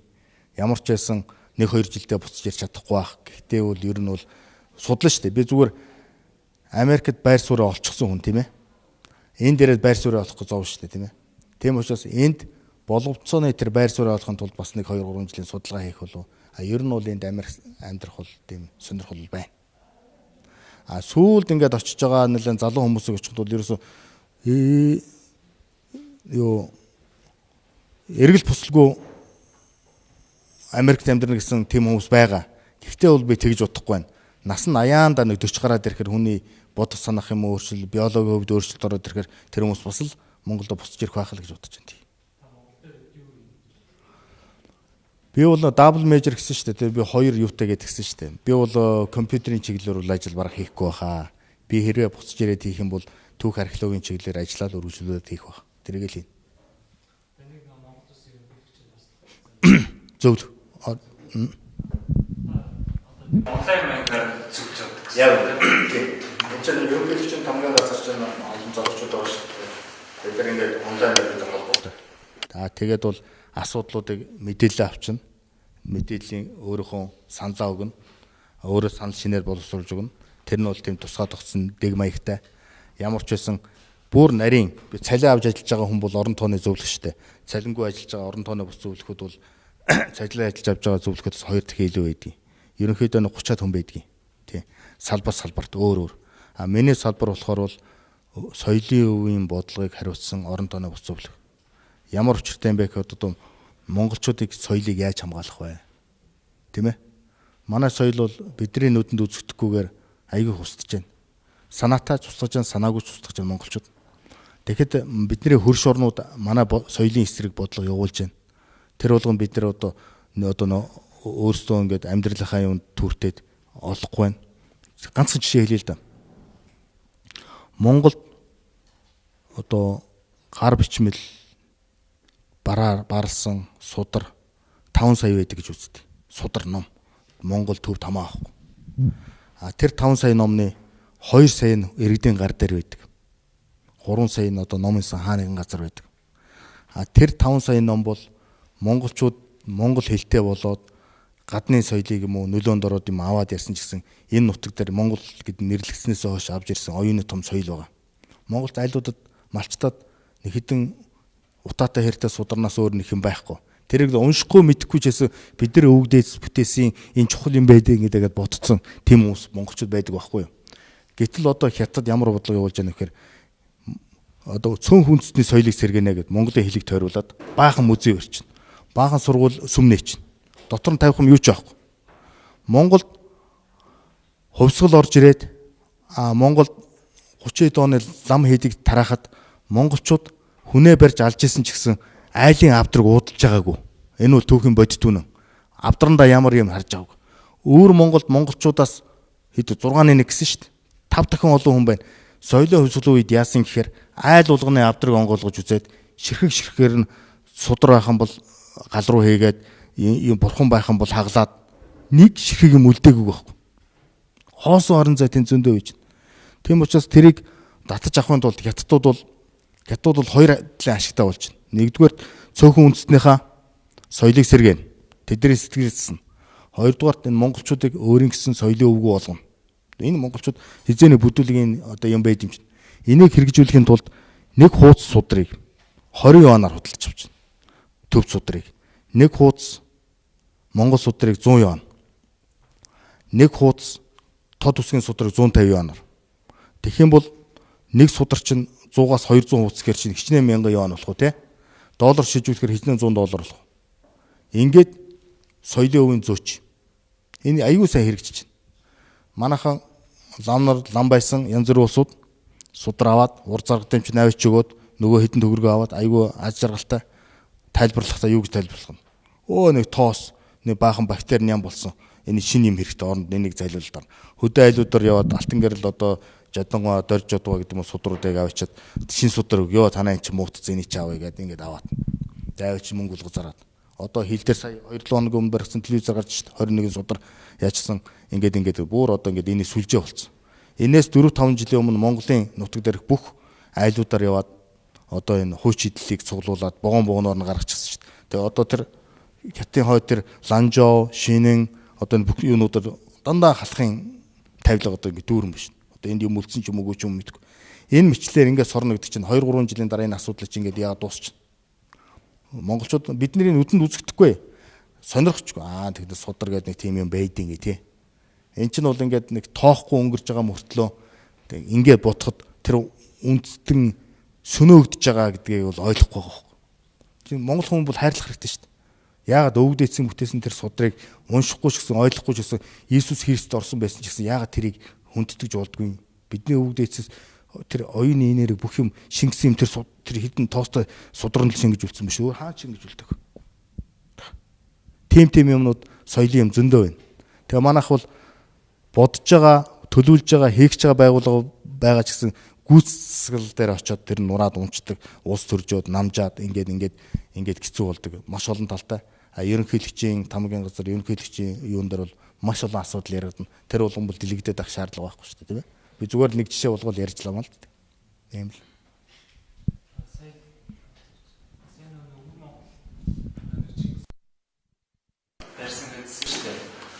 Тэр нь одоо манай соёлын хүрээнд бол одоо Чингис хааны хөцгөөд одоо Монголд ирэх аял жуулчлалыг одоо өвөр монголчууд одоо татж байгаа. Энэ бол бас соёлоос айгүй муугаар нөлөөлөх баха. Энэ талыг гэж үздэг. Мэдээж тэр Монголын соёлын өмнө төлөвлөсгч. Ганцхан тэр хөшөө биш. Тэр нэг чулуу тийм ээ. Монголын соёл хэр юу байд юм бэхээр өмсөн хүдээл хувцас хэрэгжилж байгаа бүх одоо хэрэглэл дуу. Монголчууд яадаг гэхээр манайхан бол одоо тэр аймгийн эмзэг юмдаар ерөөсө тоогоогүй. Нэг сайхан хөөмө чинь, нэг сайхан дуучин очоод заагаад өгчдөг. Тэндээ. Тэгээ нөгөөдх нь заагаад хэдэн төгрөгтэй нэг хүн байчдаг байхгүй. Эцсийн нөө соёл чинь тийш шилжиж шít. Одоо тэгээд манай хөөмө байхгүй байсан хятад хөөмийг нь сурчаад хөөмийг нь булаацалдаад манай монголчуудын юугээд ЮНЕСКОд болохоор манай юуг авчиж шít. Дээр нь хийчих шít. Их мэтлээ. Энэ болгон дээр болохоор манай нэгдүгээр төрийн бодлого алдагдсан. Хоёрдугаар хувь хүний хариуцлага алдагдсан. Яагаад энэ том орны хажууд энэ жижиг орн яаж оршин тогтнох вэ гэдгээ хүн болгон бодоогүй харгаа байхгүй. Ийм зовлон бол манайс асар их байна. Энэ зүгээр ганцхан жишээ. Чингис хааныг ямар ч хамаагүй одоо Хятадтай хамаатай хаан бол Ховлын хаан штэ. Ач хүн. Нийслэлээ шилжүүлээд урд байсан. Тэн дээр олон төрлийн зөв буруу гэж асуудал яригддаг. Гэхдээ тэр бол зөв буруу нь хамаа авахгүй. Зөвч байсан байж болно. Тэгэхэд хятад болохоор өвөр Монгол хятадын нутагт байгаа гэсэн утгаар Чингис хааныг одоо манай хаадын нэг гээд ингээд тодорхойлчихсон. Хятад чинь 60 он соёлын хөвсгөл хүртэл хятадын би хятад хэл уншдаг ингээд юм судлаа явдаг байхгүй. 60-аад он хүртэл болохоор бид нар нүүдэлчдэд дарлагдчихсэн, доромжлогдчихсэн, одоо их чөлөөгөө олж авсан хятадын ард түмэн бол одоо хөлн өсөр гарна газар байна гэх ингээд яриад идэг гэсэн байхгүй. Тэгтэл соёлын хөвсгөл болоод өнгөрсний дараа, эрдэмтдийн сүнсний дараа ерөөсөө Азийн соёл гэдэг чинь ганцхан хятадын соёл. Монгол гэдэг чинь нэг төрлийн хятад, жоохон бүдүүлэг хэлнөөр, Японы нэг төрлийн хятад, бүгд хятад. Бид нар айгүй том алдаа гаргаж ирсэн байна. Адилхан хятадынхаа соёлыг ингээд устгаад ингээд соёлын хөвсгөлтэй хамтгээд. Тэгээд энэ сөөхөн үндэсний соёл гэдэг бүгд хятадын соёл болгож байгаа. Тэр өнцгөөс хараад одоо бүх юм тарьцж байгаа байхгүй айгүй зовлонтой. Тийм учраас хятад гарч байгаа хятад бол асар хөгжиж байгаа. Хятад юугаараа хөгжиж байгаа юм бэ гэхээр хятад болохоор ганц юмыг ойлгосон байхгүй. Олон улсын бизнесийн тоглолтын дүрмийг ойлгочихсон. Дүрмээр нь тоглож байгаа. Оросууд дүрмээр нь тоглохгүй байна. Ингээд дүрмээр нь тоглохгүй зөндөө байна. Тэгэхэд хятад дүрмээр нь тоглосон учраас дэлхийд аюул нөлөөтэй болоод зах зээл нь хөгжөөд Африк нөлөөлөд дэлхийн нөлөөлөд ингэж явж шин. Тэр тоглолтын дүрмийг үүссэн. Тэрэн дээрээ давхар соёлын одоо юугаар тоглолт хийж байгаа юм. Тэгээд бол ерөөсөө энэ Монголын соёл бүгд хятадын соёл гэсэн тийм үзэлтэй нэг юугаар бичиж байна. Энэ их аюултай асар их ном гарч байна. Бүгд англи хэл дээр орчуулгадж байна. Дэлхийн түрүү үеийн эрдэмт түрүү үеийн бичсэн ном чинь гаднах нэг аюултай юм гэдэг байхгүй юу? Up to date. Хамгийн сүүлийн вариантаар л юм хардаг байхгүй юу? 200 жил 300 жилийн өмнө болохоор хоцорсон, хуушрсан буруу юм байж болно. Хамгийн сүүлд юу бичиж гин гэдэг. Хамгийн сүүлд бичигдсэн юугаар л хардаг. Одоо софтвер ч гэсэн тэгдэг шүү дээ. Хамгийн тийм бодол байдаг. Хамгийн сүүл хийсэн хамгийн сайн. Тийм учраас түүх соёл тэгж хандж байгаа байхгүй. Тэн дээр аюул халдаа гарч байна. Ажилласан.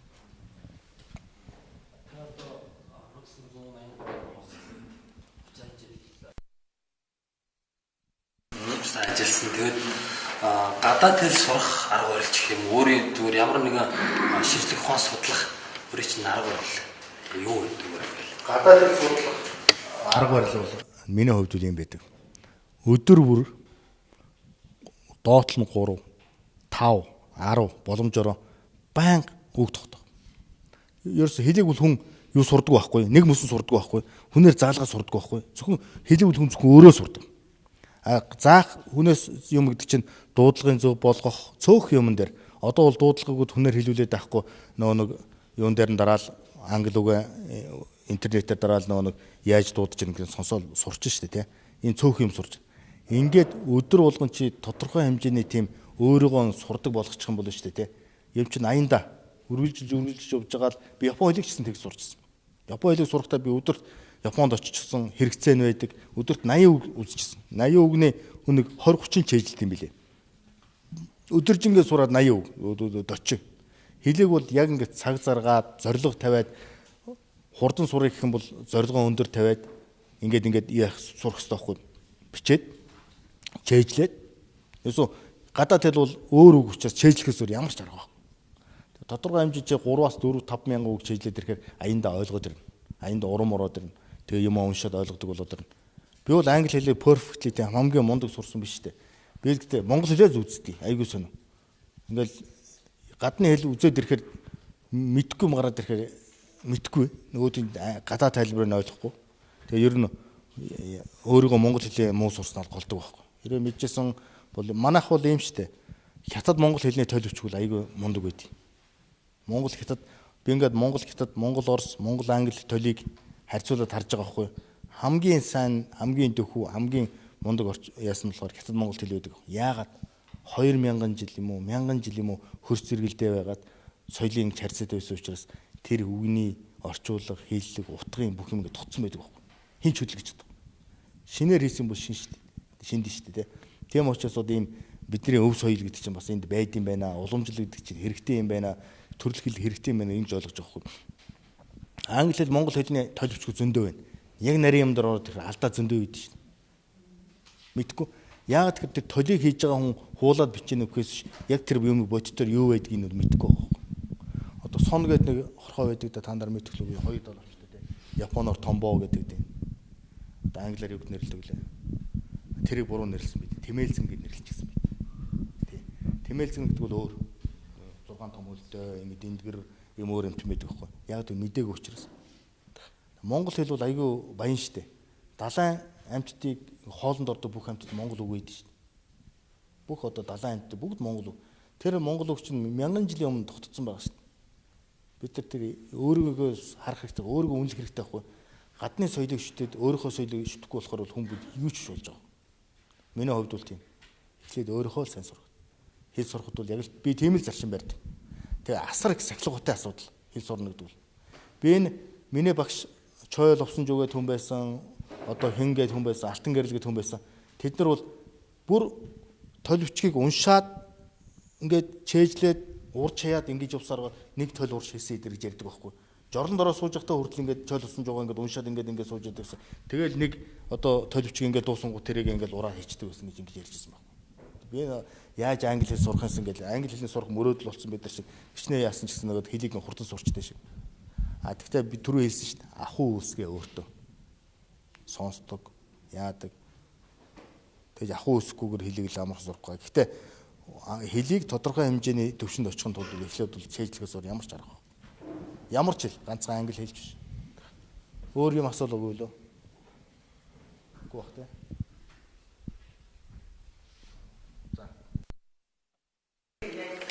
Соёлын үгийг гэж ойлгохтой хөндлөдөг хайрладаг боловч хүмүүжүүлэхэд өөр ямар нэгэн хийж байгаа. Үгүй би бол хэлчихсэн шүү дээ юм шүү дээ. Соёлын үгийг хайрлах гэдэг бол тэмээг чинь хэд наснд хийд юм бэ гэхээр шүү дээ тий. 6-аас доош наснд хийд юм байна. 3-аас 6 наснд. Япон бол тийм. Америк бол тийм шүү дээ. Америкч нь болохоор өөрийн гэсэн соёл байхгүй.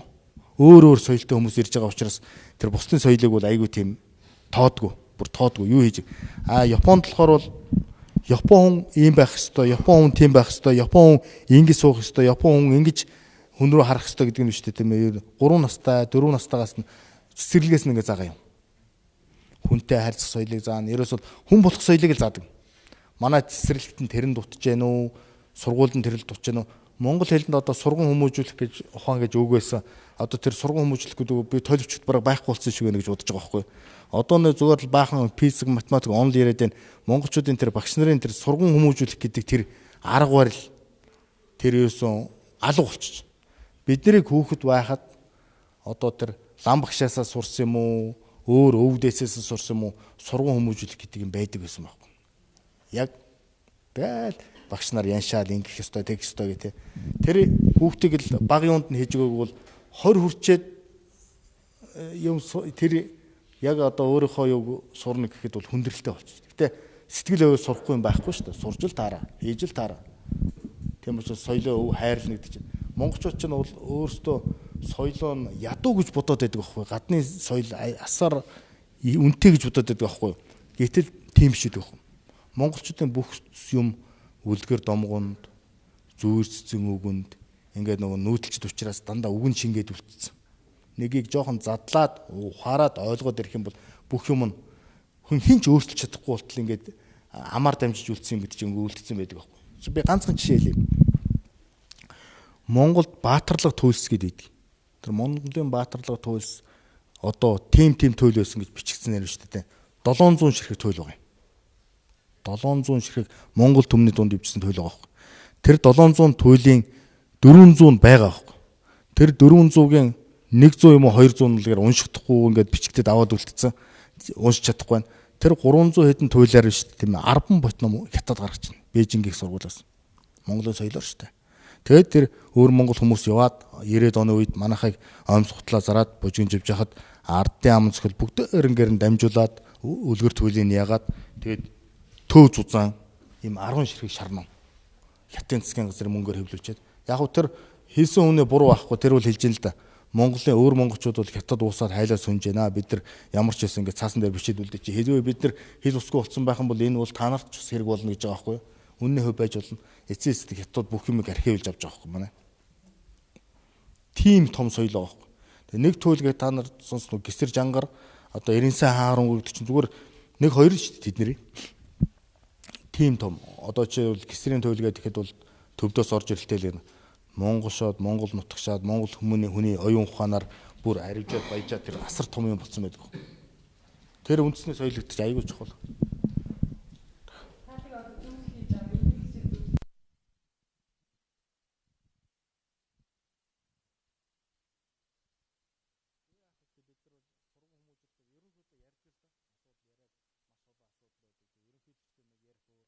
ерөнхийлөгч яаж ард түмэнд хүрэх нэг өөр, тэр чинь өөр шүү дээ, тусгай асуудлууд шүү дээ, тэ. Гэхдээ ярианы хувьд бол бүх салбарт бүх сэдвээр бид нар хоорондоо ярьж лээд байна. Гэхдээ бидний үг сонсохгүй өчнөө юм байна шүү дээ, тийм ээ. Заавал сонсох шаардлага байхгүй шүү дээ. Зөвлөх хийж яана гэх тийм.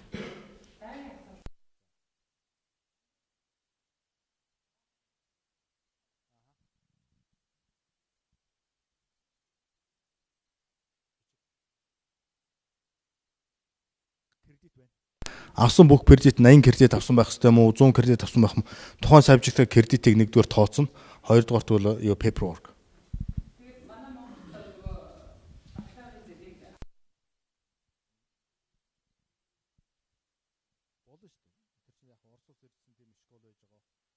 Нь бол бичсэн юм Америк гэсэн юу презентацийн тавина, paper хэвлүүлнэ. А гэхдээ эцсийн бол яг хуу тэр thesis гэдгээ submit хийгээд тэрийг approve хийгээд тэгэл болчдөг байхгүй юу. Америкт бол юу мастерын зэрэг нь бол жоохон сулвтар. Тийм юу биш.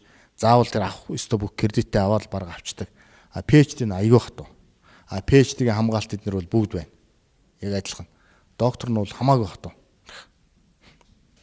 Хүн амьдралдаа аюул байх хэрэгтэй. Аз жаргалтай байх хэрэгтэй. Тийм ээ. Тэгээд бол ямар нэгэн бүтээх хэрэгтэй. Гэр бүл юм уу тодорхой нийгэмдээ бол ямар нэгэн юу хийх хэрэгтэй. Юу лээ. Одоо бусдад